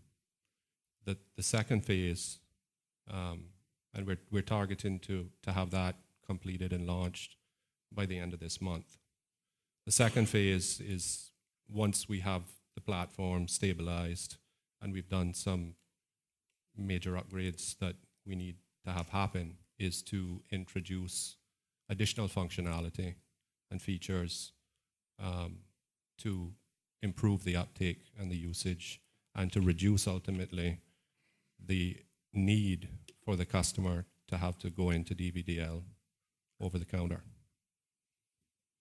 So it may require an almost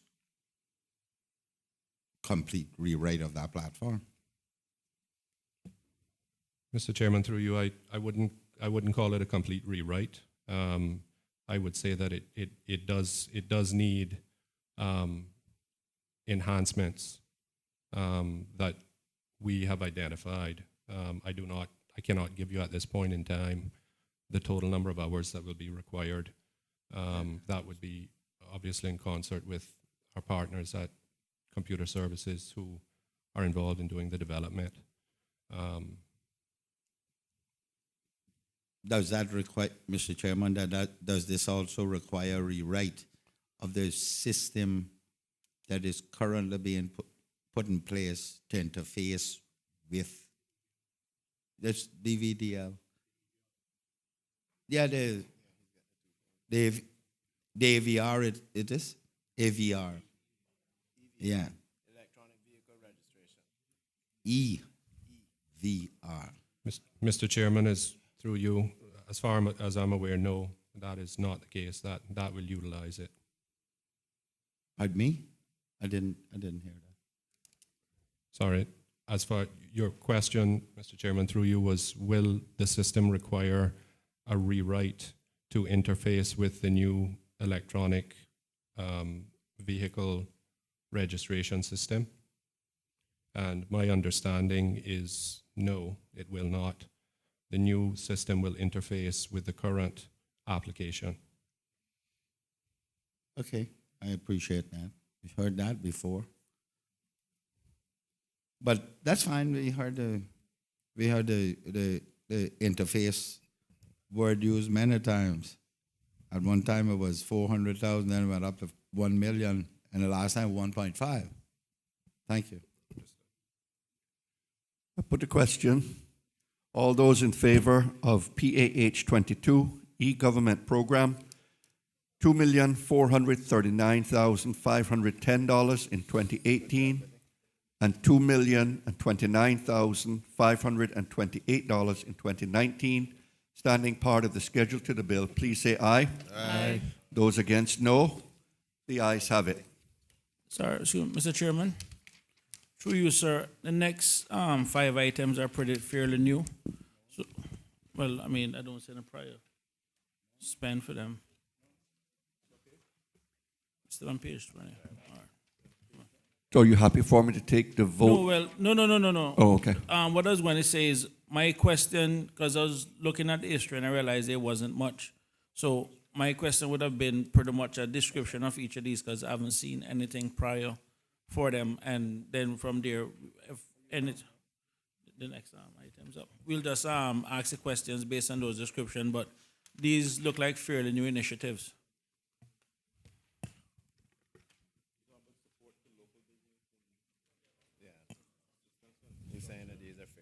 Well, let's take each item in turn, please. Let's just do that, ask the question. TP 63, support the local business associations for $75,000 in 2018, $75,000 in 2019. Are there any questions?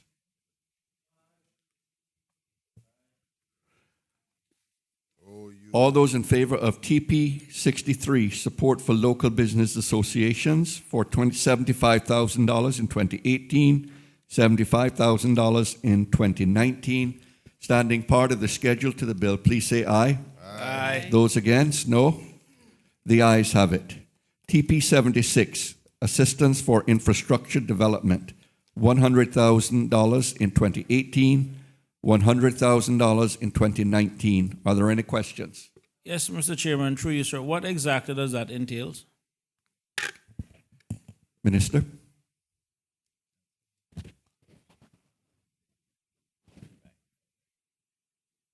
Thank you, Mr. Chairman.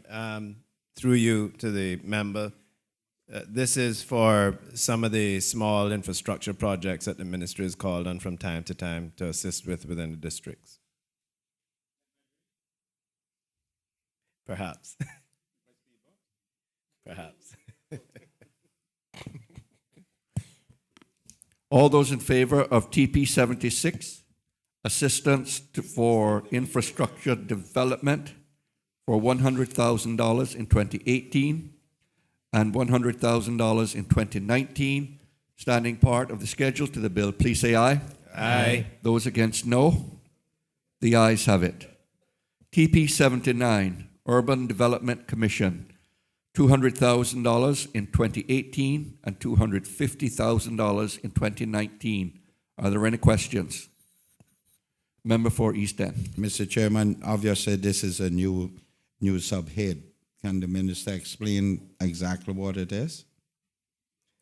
Certainly, Mr. Chairman, through you, this is something that was in our in the Progressives Manifesto and something that we have agreed to coincide with the Georgetown revitalization. But the Urban Development Commission is to look at going into the more urban areas, the more developed residential areas, and assisting with the redevelopment of those areas, and in fact, coordinating any form of development, whether it be through private sector with the government, in a view to enhance the lives of the persons in those areas.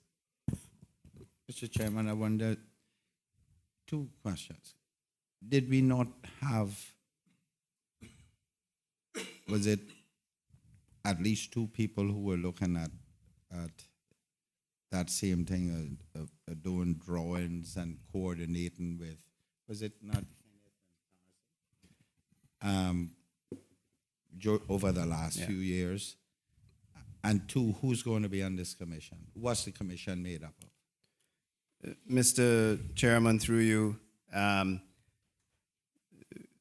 the committee or the person you described earlier was contracted, from my understanding, to do the Georgetown revitalization plans, mainly on the commercial side.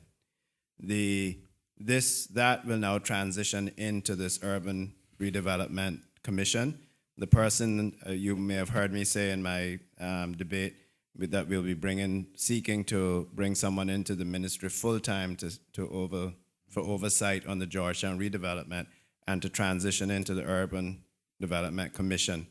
The Urban Development Commission is, if we want to use Georgetown as an example, if we are going to redevelop the town capital as far as the commercial aspects and bring people downtown at night, etc., we've also then have to focus on the surrounding residential areas to enhance those areas to ensure that we spread the opportunities out, not just from the commercial side, but on the residential side.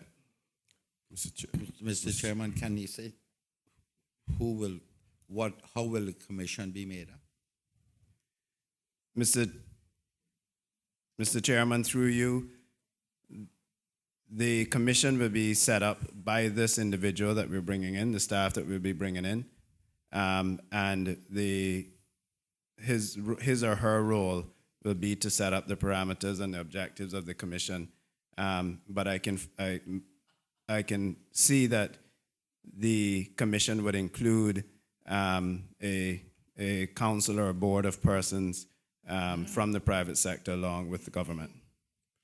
Mr. Chair, through you to the minister, I want to just congratulate the minister in respect to this and just ask that, as you know, I'm the elected member for Georgetown Central, and I'm assuming that one of the main points of attention will probably be Georgetown first, Georgetown Central first, to keep me abreast, and if in any way I can assist you in the ministry in respect to that, I'd be happy to assist. Mr. Chairman, I would thank the member for that, and I'll certainly take him up on the offer. All those in favor of TP 79, Urban Development Commission, $200,000 in 2018 and $250,000 in 2019, standing part of the schedule to the bill, please say aye. Aye. And those against, no. The ayes have it. TP 80, Support for Business Initiatives, $25,000 in 2018 and $25,000 in 2019. Are there any questions? There are no questions. All those in favor of TP 80, Support for Business Initiatives, $25,000 in 2018 and $25,000 in 2019, standing part of the schedule to the bill, please say aye. Aye. Aye. And those against, no. The ayes have it. TP 81, Support to National Drug Council, $50,000 in 2018 and $50,000. That's National, sorry, Mr. Chairman, National Energy Council. National Energy Council, my apologies. Let me restart it. TP 81, Support to National Energy Council, $50,000 in 2018 and $50,000 in 2019. Are there any questions? Member for East End. Thank you, Mr. Chairman. Mr. Chairman, can the minister give us an update on that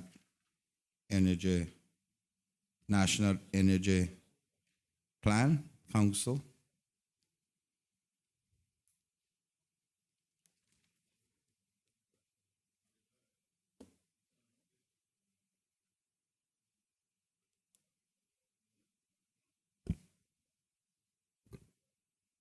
Sorry, Mr. Chairman, could you repeat that? Could the member repeat? I am looking for an update on the national, well, I don't know if this is going to be connected with the National Energy Plan or is this just setting up the council? Yeah, Mr. Chairman, through you, this is in support of a outside advisory body for the national energy policy as set out in the law. This is the council that is mandated by law, or this is just to finalize. Wasn't the energy policy almost finished? Yeah. So I'm not so certain. Sorry, Mr. Chairman, through you. I'm not certain that it's set out in the law, but it is an advisory council to the implementation of the policy. So,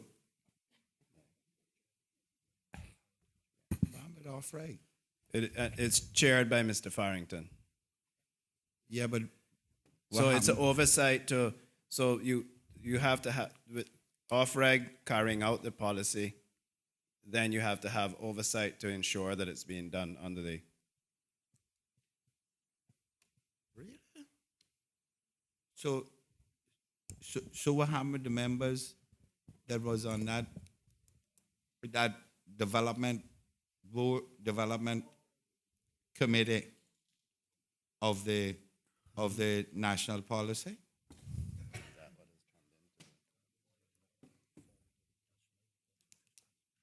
I'm surprised.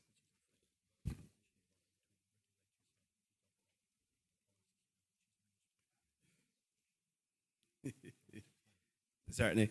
Mr. Chairman, I'm gonna ask the chief officer to just elaborate on that a bit more. Yes, through you, Mr. Chairman, to the member.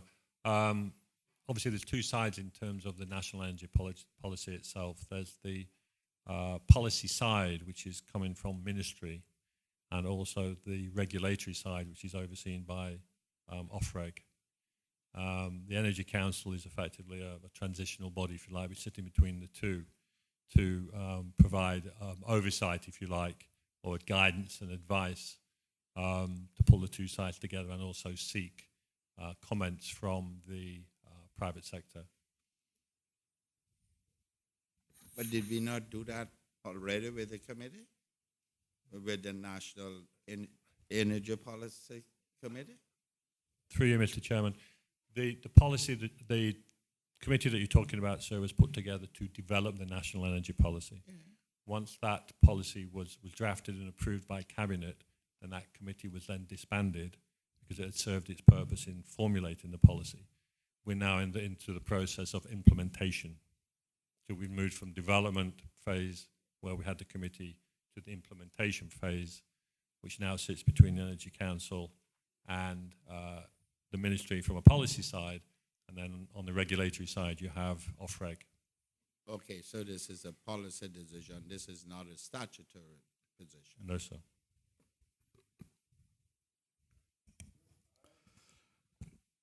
All those in favor of TP 81, support to National Energy Council, $50,000 in 2018 and $50,000 in 2019, standing part of the schedule to the bill, please say aye. Aye. Those against, no. The ayes have it. OE 101, depreciation of commerce, planning, and infrastructure executive assets, $9,694,000 in 2018 and $9,694,000 in 2019. Are there any questions? There are no questions. All those in favor of OE 101, depreciation of commerce, planning, and infrastructure executive assets for $9,694,000 in 2018 and $9,694,000 in 2019. Standing part of the schedule to the bill, please say aye. Aye. And those against, say no. The ayes have it. OE 104, Caribbean Energy Information System membership, $2,513 in 2018 and $2,513 in 2019. Are there any questions? There are no questions. All those in favor of OE 104, Caribbean Energy Information System membership, $2,513 in 2018 and $2,513 in 2019. Standing part of the schedule to the bill, please say aye. Aye. And those against, no. Mr. The Chairman. ayes have it. Mr. Chairman. Mr. Chairman, sorry, if you can indulge a second. We're just going to allow some of the supporting staff, other than my heads of departments, to leave as we think we can get through the the executive assets without them. So I just wanted to take the opportunity to thank them for their time and for their patience this evening. And I think Mr. Cooper is pointing out who can who can leave and who can't leave. But I just wanted to take the opportunity to thank them for their time, sir. Okay, sir. Thank you, folks. Thank you very much for your assistance tonight. For those who are leaving.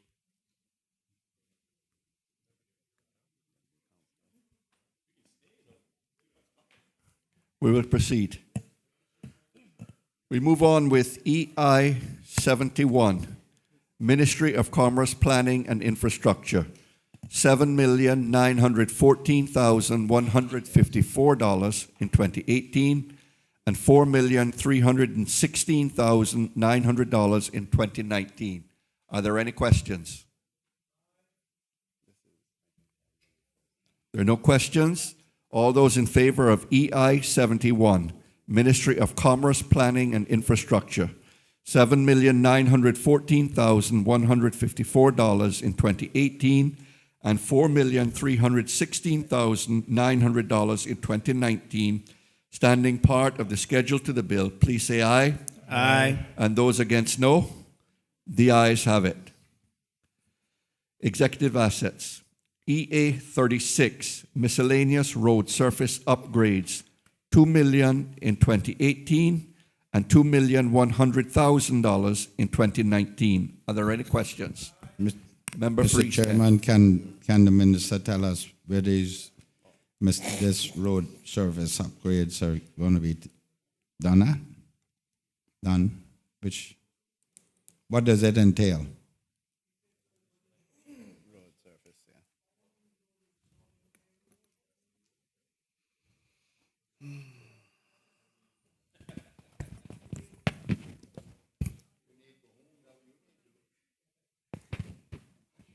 Mr. Chairman, I thank the member for the question. I'm just going to have the director of the NRA, Mr. Paul Parchment, address the question.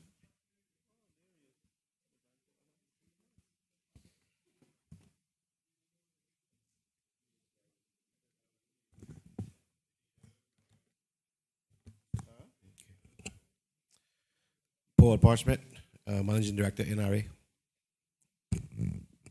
Mr. Chairman, through you, we have 4 or 5 projects we have identified on it, year 36. Namely, Selkirk Drive reconstruction, Crew Road widening, Shedden Road widening, and North Church Street improvements. So, sorry? Oh, my bad. Selkirk Drive reconstruction, we call it so-called Red Bay Road. Crew Road widening from Nevis Close to Agnes Way. Shedden Road widening, that's from the Napa roundabout to Elizabethan Square in Georgetown. And then North Church Street, and that encompasses from Mary Street to Eastern Avenue. Mr. Chair, through you, if I can request,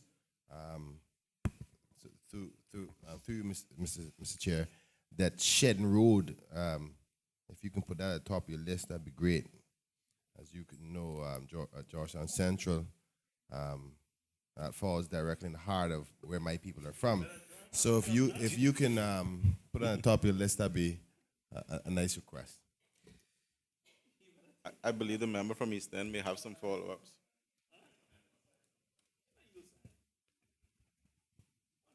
Are there other questions? I put the question. All those in No. Oh, sorry, sir. Go ahead. When you look straight at me, and I'm holding on to my Minister, I was looking for your hand on your mic, like you tell me. And it was, sir, and I cannot move unless you call my name. You need to understand that. All right. Minister, please proceed. Thank you, Mr. Chair. It's just to take the opportunity to thank the Managing Director of the NRA for the commitment to do the road works and just the responsiveness that he's shown with respect to the requests that I've certainly made on behalf of my constituents in West Bay South. As I said in my presentation, I know Boggy Sand Road is coming up soon, as well as the West Bay Road stretch. So I just wanted to publicly thank him for the work he's doing in that regard as well. Thank you. Mr. Chairman.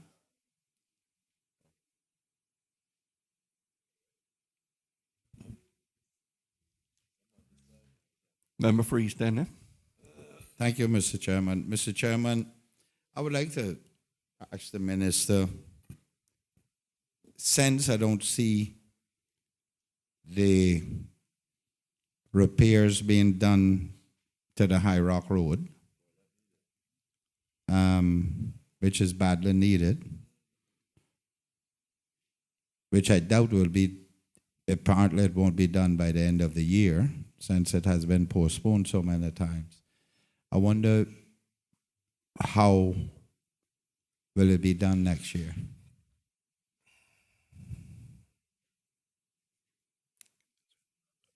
Mr. Chairman, through you, I'm not sure, Mr. McLean, if we're talking about High Rock Road or Seaview Road. Seaview Road. Sorry. Well, we tried to. We're still trying to do the work we're talking about in the section. You know, we're working on. So we're getting the gabion walls done now to support the guardrail system. And the thought was that we would do one complete project. So when we finish that guardrail, we would then do the paving. That's not working out time-wise and logistically. That's not NRA's fault. It's just a single contractor we're using. So what we're thinking about doing is actually, I just wrote it down in my book to talk about to with you, is to look at it from lowering the bay to the blowholes as one section. Since that's straight and has no issues with detailing boundaries, do that this year and then get back to the one we're talking about in the first part of next year. So that's the plan. So we're still on target to do something on that road. So where would there's nothing budgeted for it? It is budgeted. Where? It's not in this budget for this year. I'm talking about it's in the budget for this year, this current year. But we're looking at both years. But that budget finishes the end of this year. Yeah, but sorry, Mr. Chairman, through you were talking about that it wasn't getting done. I was just explaining to you that it is going to get done this year, one part of it. In the following year, we have another $250,000 to do additional paving on that same road. Mr. Chairman, based on what the minister the director just read out, this $2 million has already been allocated for next year. Mr. Chairman, through you, sorry, that's not from our capital development budget. That's from the NRA's operational budget for maintenance of the roads. What we're looking at here is 36's capital development budget. This is not new road, Red Bay, not new road. No. Yeah, it's being repaired. Yeah. Yeah.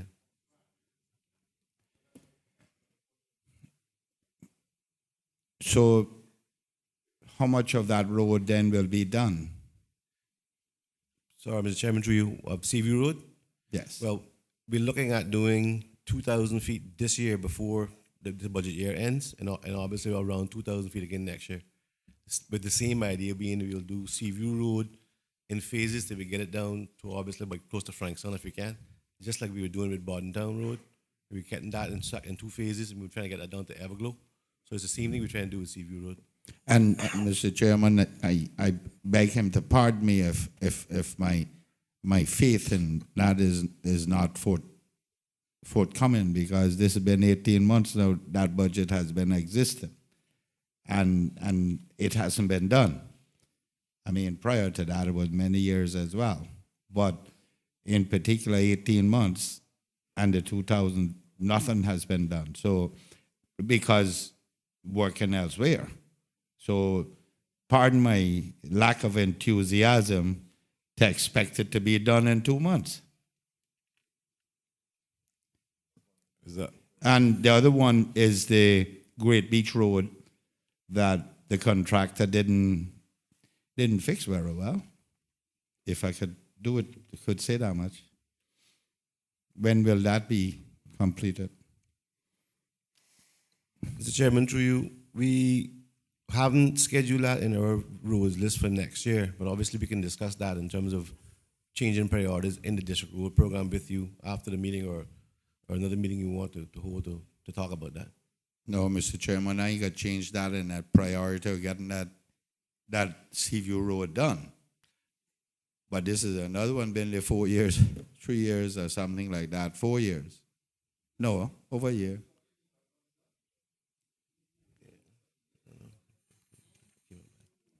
because I would lucky you Chair. and Kurt got it done, and I would have years and didn't get it done as minister, because you and Kurt stopped me from getting it done then.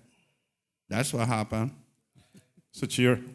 He would lead a government business. Members, are there any other questions? Yes. Yes, sir. Minister. Chair. Just wanted to Health. follow up and say that I am actually enthused with the work that has been done in the Moon Bay area, eastward to Breakers by the NRA. And I just want to say that there were some minor complaints from some of the residents on the, I would say, the north or on the left side of the road going up, where the road has a valley that and the water just goes right into their house apparently. So if you could have someone go out and check with those persons in those areas. I mean, I can get particulars and names and house numbers, but it is the dual entrance to Kipling Street. The entrance east, which has always been a problem from time I was a boy, and now I understand from the residents in this area that it has become worse since the fixing of the road in this area. So I would like to have an undertaking from the director to have someone go out and visit. I can provide all the other information. Mr. Chairman, through you, we acknowledge that there's been some more flooding in that area. And the rationale, and to give you the straight reason, is that we will actually put down more impervious area of shoulder, so there's no way for the water leak to soak away. So all the grass that were there was taking the water is now on a shoulder, now getting to that property. But we have the undertaking to fix that very shortly. So we're working on it. Mr. Chairman. Appreciate that, Mr. Chair. Just a follow-up. Go ahead, sir. You follow up. No, go ahead. I yield. Mr. Chairman, just to remind the director that Logwoods in West Bay West and on Bush Close in West Bay Central, but bordering my constituency. We need to look at those areas. And also, well, that's another vote, but those two roads, at least I didn't, if I could have voted, I would not have. I've abstained, Bobo. I got better sense than that. Thank you very much, Mr. Chair. I just wanted to remind the director of Thank you, sir. those areas. Mr. Chairman. No, I had a follow-up. Oh, Sorry. yeah. Well, I wanted to thank, through you, Mr. Chair, and through the Minister, to thank the Director for agreeing to undertake this project in this Moon Bay area. I just wanted to ask a question in terms of, I think this is the area where I asked this, or is it in the major? In terms of the Monument Road, Gun Square, Belford, Kipling, Midland Acres area, in terms of the storm management water plan and drainage plan, and if someone can do a comprehensive review, I don't know how long ago has been done, or if there's one intended to be done. But if one can be done for this area, I think this is one of the worst areas in the Cayman Islands for flooding. And we've been having some other conversations in caucus about other measures that we could do to try to assist the persons in these areas. I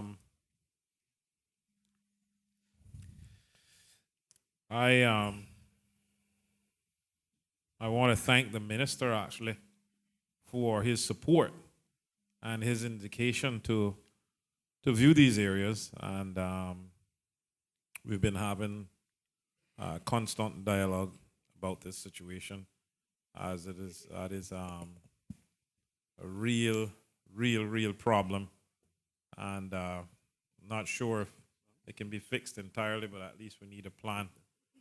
So I want to thank you, and I want to understand if you do have, or if you undertake to do a storm or a drainage, or if you have a drainage plan, and if that involves re-drilling some of the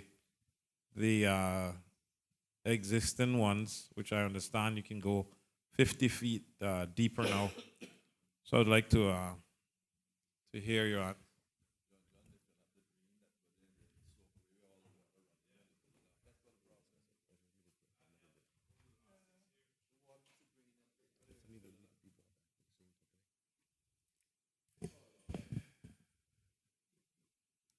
Mr. Chairman, through you, I thank the member for raising this matter. Mr. Chairman, there was a storm management plan done, completed in 2009. Plan was carried out over from 2006 to 2009. I did commit to the member that we would visit the area and have a look at it and discuss it. We will bring along the original plan and see where we are now, and then we can discuss and look at whether it'd be feasible to update this plan or look at something different.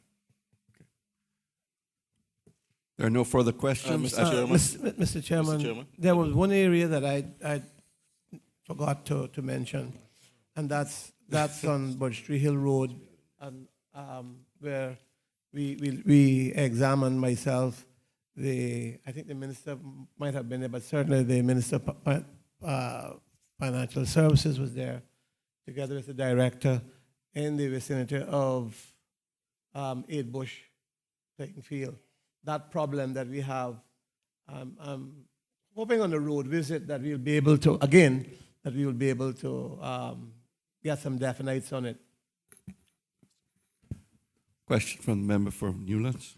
Thank you, Mr. Chairman. Just inquiring with the minister, the member from Savannah, and I met with him a little while ago and submitted an extensive list of requests.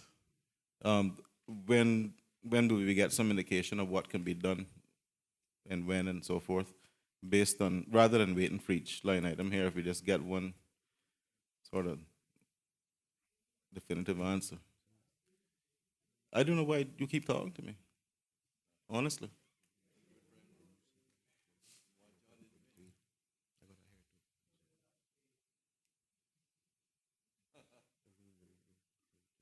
It's annoying.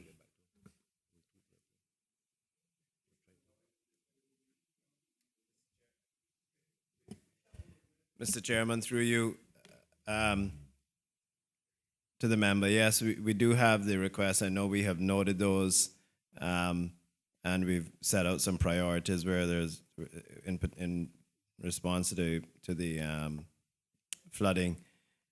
What I will commit to the member is that between now and the new year, or immediately within the new year, we will meet with the members to discuss the fund allocation for the road works in the district, and then we can prioritize from there with the members which projects we would tackle first. Thank you. Member for East End. Thank you, Mr. Chairman. Mr. Chairman, the one last thing, since everybody got last thing, was gazetting, surveying and gazetting all those roads that had been built in the East End. And I think the director knows quite well about it. And I think the minister may have been apprised of it. But a number of those roads are not gazetted, and people can't do development on them because the water authority won't come in and put the water in. and Lansing Surveys charging too much to survey them. They surveyed half of one. I don't know. It could be half of an egg. They surveyed half of one East End Reserve for 68,000 or something like that. When are we going to get those surveyed? Mr. Chairman, through you, you're correct, Minister. We have that project that the one we discussed that's been finished, and they're about to submit the actual drawings to The half. Yeah, they finished it. Yeah, but that piece is They finished the half. Yeah. Okay. Mr. Chair, What about the others, may I ask? I'm sorry. Go ahead. About the others to be gazetted. We have a list of, Mr. Chairman, sorry, through you, we have a list of projects we're working on, and I'm pretty sure you're aware of all of them. But we are working on them. As money and funds, you know. You mean those in East End? Yes. The ones those are the ones I'm the ones you aware know of. about. Yeah. Okay. I was just wondering what the status was, when we could get them done. Because they've been there long before me. I propose I put this matter to the vote. One final thing, and I know this is the final one. I don't know if it was mentioned, but it's Georgetown Central in the area of Funkatang at the stoplight. Sheridan Road. I don't know, but this is an area that I traverse every day, and I have to navigate my way across that bumpy road. Is there any way that someone could go there tomorrow morning and kind of, since you seem to have the funds, that's an area that really, really needs to be. And I know all the Bordentown members travel this road. If that could be upgraded, it would really be appreciated. Thank you very much. Okay. All those in favor of EA 36 miscellaneous road surface upgrades in the amount of $2 million in 2018 and $2,100,000 in 2019, standing part of the schedule to the bill, please say aye. Aye. And those against, no. The ayes have it. EA 78, Government Office Accommodation Project 1, $750,000 in 2018, $750,000 in 2019. Are there any questions? Aye. All those in favor of EA 78, Government Office Accommodation Project 1, $750,000 in 2018 and $750,000 in 2019, standing part of the schedule to the bill, please say aye. Aye. And those against, no. The ayes have it. EA 142, Georgetown Revitalization, $400,000 in 2018 and $500,000 in 2019. Are there any questions? Mr. Chair? Mr. Chair? Member for Georgetown Central. Thank you, Mr. Chair. Through you to the Minister, firstly, why is the amount so small? And secondly, can you give any particular areas that you're going to be focused on? And is there any way I can assist the Minister in accomplishing this, obviously, again, because it's in my constituency? Mr. Chairman, through you, I thank the Minister for the member for the question. Mr. Chairman, this is the first. These funds, all of the funds are dedicated to Georgetown revitalization. As I indicated earlier, we will have a position in the ministry within the next budget that that individual will be solely responsible for the implementation of the Georgetown revitalization plan. We felt at this time, by the time that person gets settled in, and with the focus being on working with some of the private sector partners that have shown and indicated an interest to assist, these funds would be enough for us to get a start on the actual physical projects within the central, in the capital areas.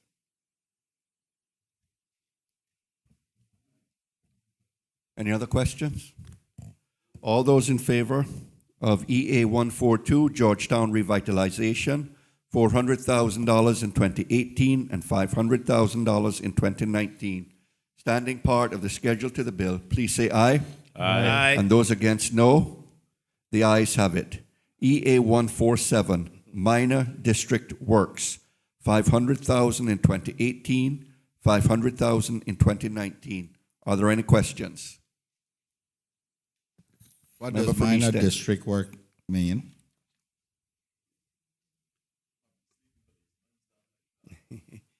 But you know, on a real is something, man. The fact that we're asking question means we don't know. Mr. Chairman.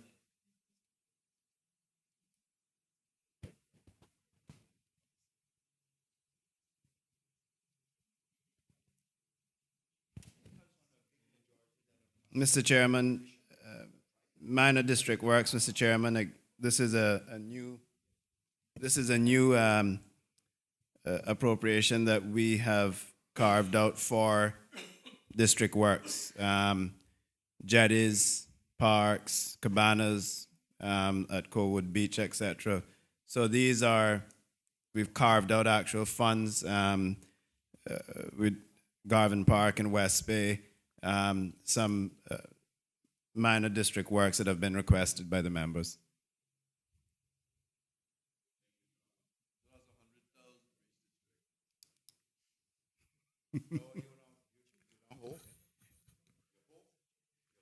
All those in favor of EA 147, minor district works for $500,000 in 2018, $500,000 in 2019, standing part of the schedule to the bill, please say aye. Aye. And those against, no. The ayes have it. EA 148, major road works, expansion projects, $7,250,000 in 2018 and $6,250,000 in 2019. Are there any questions? Mr. Chair, over here. Go ahead, member for Georgetown Central. Thank you, Mr. Chair. Through you, this matter has to do with a constituency that is not mine. It's actually yours, Mr. Minister of Finance. But I think it's important that, because it's also the area that I live in, and the members in the community have asked me to to represent them in this matter. As we know, in the Fairbanks area, we have the C school, which is in a neighborhood, a community area, and there's concerns about the lack of sidewalks for kids to walk to school.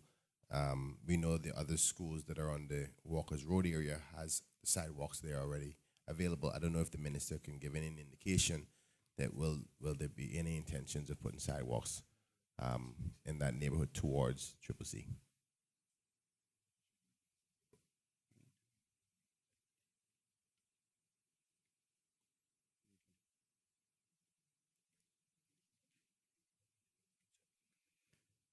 Mr. Chairman, through you, I thank the member for bringing that to attention, and it is certainly possible, and we will have a look at it.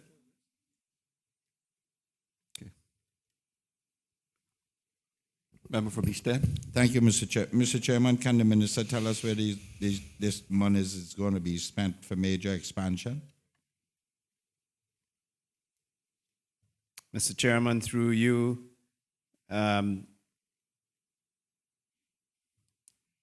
this includes the ongoing Crew Road upgrade, ongoing Esley Tibbetts Highway, the ongoing Linford Pearson Highway expansion, the Olympic Way to Walkers Road extension, the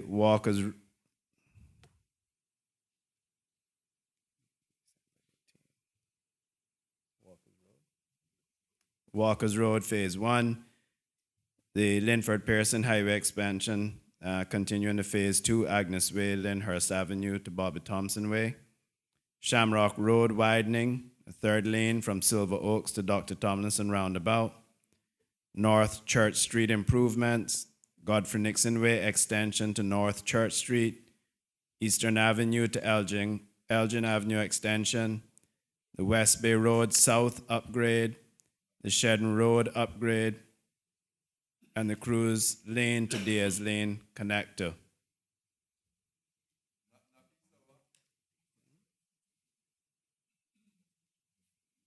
So this is total at Georgetown then.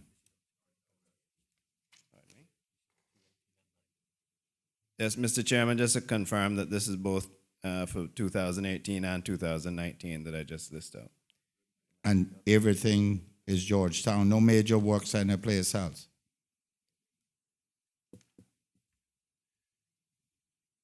Mr. Chairman, no, sir, but a lot of emphasis is being placed on relieving the pressure of the traffic from the eastern districts coming into Georgetown Well, and going back up.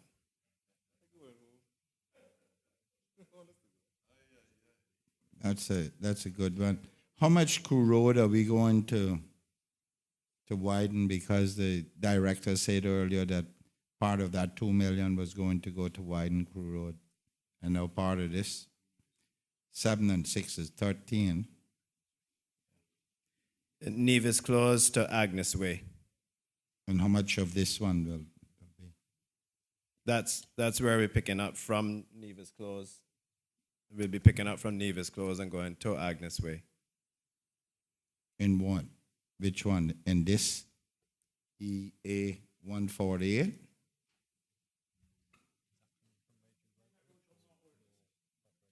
Because EA 36 had widening of Crew Road also.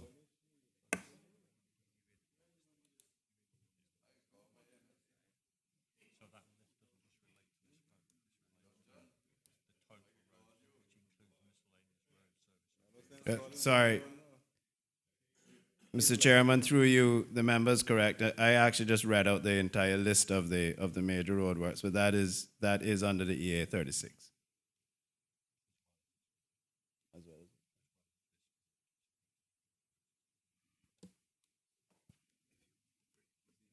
Oh, it is actually, so it is covered in both votes. No? Sorry, Mr. Chairman, 1 second.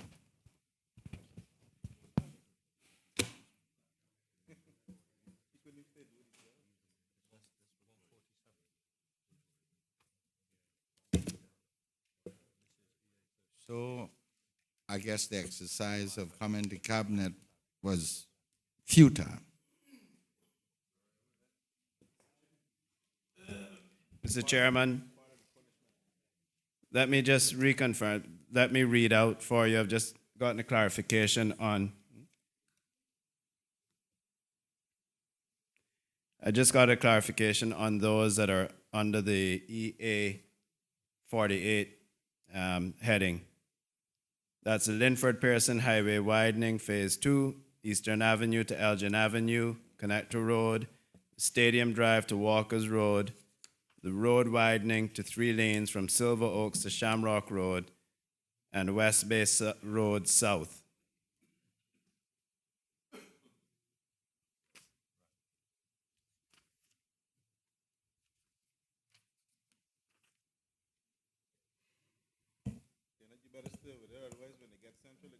Are there any other questions? Mr. Chairman, before you move on, let me just say to the member that, as he knows, I am always willing to listen and to look at any other major roadwork projects that they may have proposed in the Eastern District. Mr. Chairman? Go right ahead. Mr. Chairman, I totally agree with him. He came, he saw, and he did nothing. That's unfair, Mr. Chairman. I put the question. Mr. Chairman. Mr. Chairman. Go ahead, sir. No, I just want to express my disappointment on behalf of the people from the Eastern Districts, Bontown, Northside, East End. That it's sad. I don't think in my 25 years I've seen this much dumped on us yet. Anyway, he neither sleeps nor slumber. Enjoy it in Georgetown. We will. Mr. Chairman,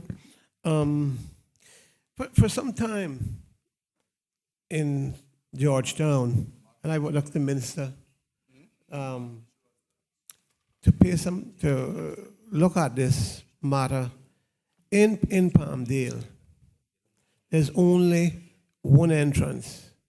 I know that it would be difficult to cross over to either exit or entry from Tropical Gardens, but I would ask the minister if he would have a special look at the Palmdale area, because you only got one road going in and the same road to come back out. And I know you've done some widening on the entrance. Some work has been done on the entrance going into Palmdale. But I'm asking that you could have a special look at it to see if there's a possibility of somehow getting an exit out of it. Mr. Chairman, certainly we'll have a look at that. I thank the member. Mr. Chairman, I also wanted to point out that I asked the member from East End, and I said that if there are new roads, major capital roads, that they would like us to have a look at. But there is a lot of work scheduled in the Eastern Districts under the NRA operational budget, which is a $10 million budget that's not covered in this budget. That is where we do the major upgrade road work, district roads from that operational budget, which is automatically given to the NRA each year. Well, Mr. Chairman, if such is the case, pray tell.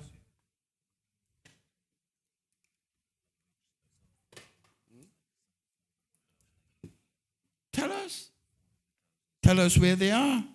Is that in another vote that we will be looking at? No, Mr. Chairman, that is a automatic $10 million that is granted to the NRA. Okay. So, Mr. Chairman, I am saying now, I am requesting the NRA to tell us where they are, since they're sitting right there.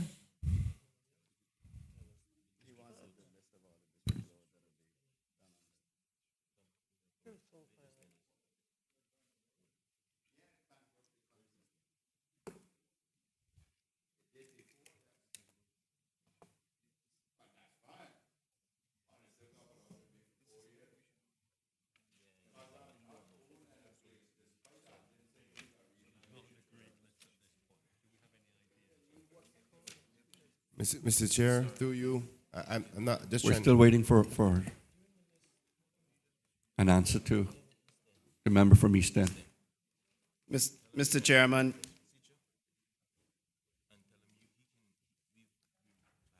the same funds that I spoke to the member from Newlands about as well, the same roads list, quite an extensive list, is where that's covered by those funds.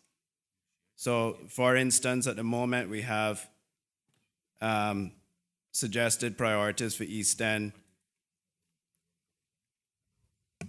Mr. Chairman, I don't mean to interrupt the minister. I know what those lists are that he has there. Okay. That is plans over, they go and assess the road and say the condition of the road, and that is what they make their recommendation to government from. That's what it is, sir. So that is not any priority on any road that they're going to do. Those seamless has been and discarded many years because they don't get to them. But this is a list that we do in conjunction with the representatives. The fact is that the funds are allocated for these priorities for the district. This vote here is for those major road works that were listed, the arterial roads. So as I said to the member from Newlands, we will come and we will have meetings to discuss with the representatives what the priorities are, if the priorities have changed on these road works.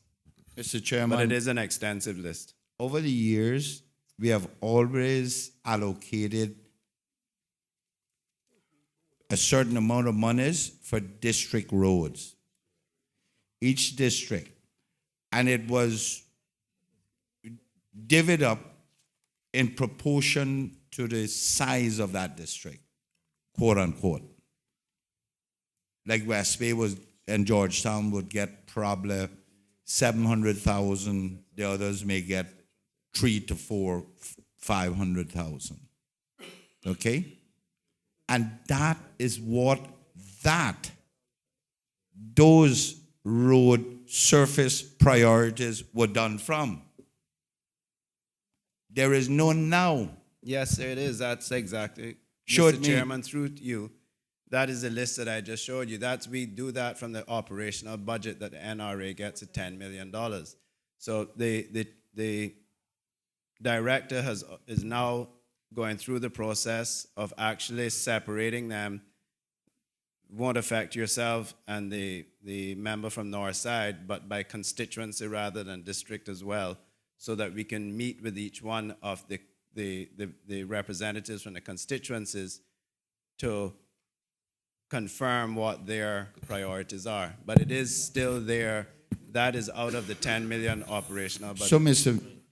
Chairman, I respectfully ask the minister then, why wasn't NRA a representative with you when you came to inspect my roads? I had, Mr. Chairman, through you, we had the availability of the Deputy Chief Officer who sits on the NRA board, and that's why he came along with us in Tristan Heights. Mr. So why didn't he have that list? He did have the list with him. Oh, you were hiding it, obviously. Member for Mr. Chairman, Newlands. Considering that majority, Member, please. We have another member speaking. Majority of the road works then are going to be focused on Georgetown and West Bay. That $10 million that NRA uses for road repairs or whatever it is that going to be divided up between all 19 constituencies? Yeah, they were in done. addition to the other capital works. It's road works and other things, and it traditionally had been done by district. But what we are going to attempt to do is to divvy it up by the constituencies as well.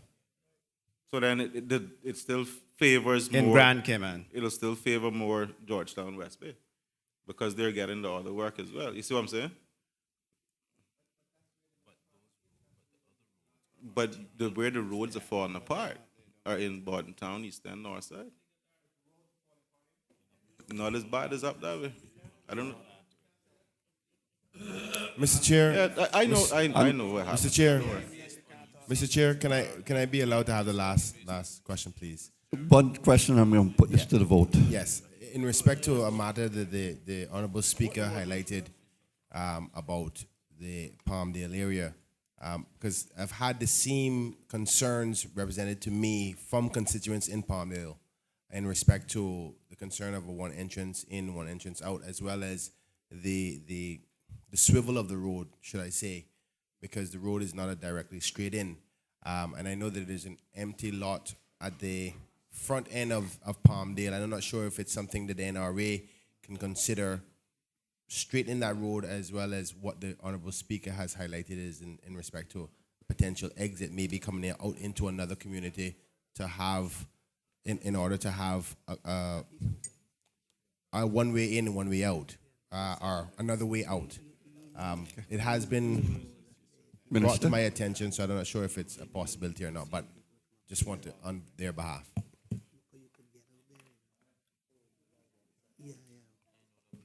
All those in favor of EA 148 Major Road Works Expansion Projects, $7,250,000 in 2018 and $6,250,000 in 2019. Standing part of the schedule to the bill, please say aye. Aye. Those against, no. Aye. The ayes have it. EA 149 Government Solar Charging Stations, $50,000 in 2018, $50,000 in 2019. Are there any questions? There are no questions. I put all those in favor of EA 149 Government Solar Charging Stations, $50,000 in 2018 and $50,000 in 2019. Standing part of the schedule to the bill, please say aye. Aye. Those against, no. The ayes have it.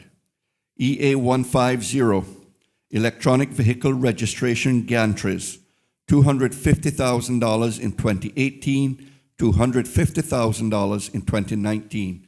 Are there any questions? I put the question. All those in favor of EA 150, electronic vehicle registration gantries, $250,000 in 2018, $250,000 in 2019, standing part of the schedule to the bill, please say aye. Aye. Those against, no. The ayes have it. EA 151, upgrade ramps and jetties, $400,000 in 2018, $463,100 in 2019. Any questions? You can do that. If there are no questions, all those in favor of EA 151, upgrade ramps and jetties, $400,000 in 2018 and $463,100 in 2019, standing part of the schedule to the bill, please say aye. Aye. Those against, no. The ayes have it. EA 152, Civic Center, Town Hall upgrades, $100,000 in 2018, $100,000 in 2019. Are there any questions? There are no questions. All those in favor of EA 152, Civic Center, Town Hall upgrades, $100,000 in 2018, $100,000 in 2019, standing part of the schedule to the bill, please say aye. Aye. And those against, no. The ayes have it. EA 153, upgrade of national parks, $70,000 in 2018, $70,000 in 2019. Are there any questions? I put the question. All those in favor of EA 153, upgrade of national parks, $70,000 in 2018 and $70,000 in 2019, standing part of the schedule to the bill, please say aye. Aye. And those against, no. The ayes have it. Members, that concludes the appropriations for the Minister of Commerce and Planning and Infrastructure. I appreciate everybody's persistence and perseverance with us as we work through these appropriations. We will conclude proceedings at this time in Finance Committee. Mr. Chairman, I'd just like to please. thank the members and more in particular thank the staff and the ministry for their time and patience this evening and their professionalism. Okay. Thank you. Thank you very much. Members of the committee, just for your knowledge, we will begin tomorrow morning at 9 a.m. with the appropriations of the Minister of Health, Environment, Culture, and Housing. Everyone, please have a good evening. We'll meet back again tomorrow morning at 9 a.m.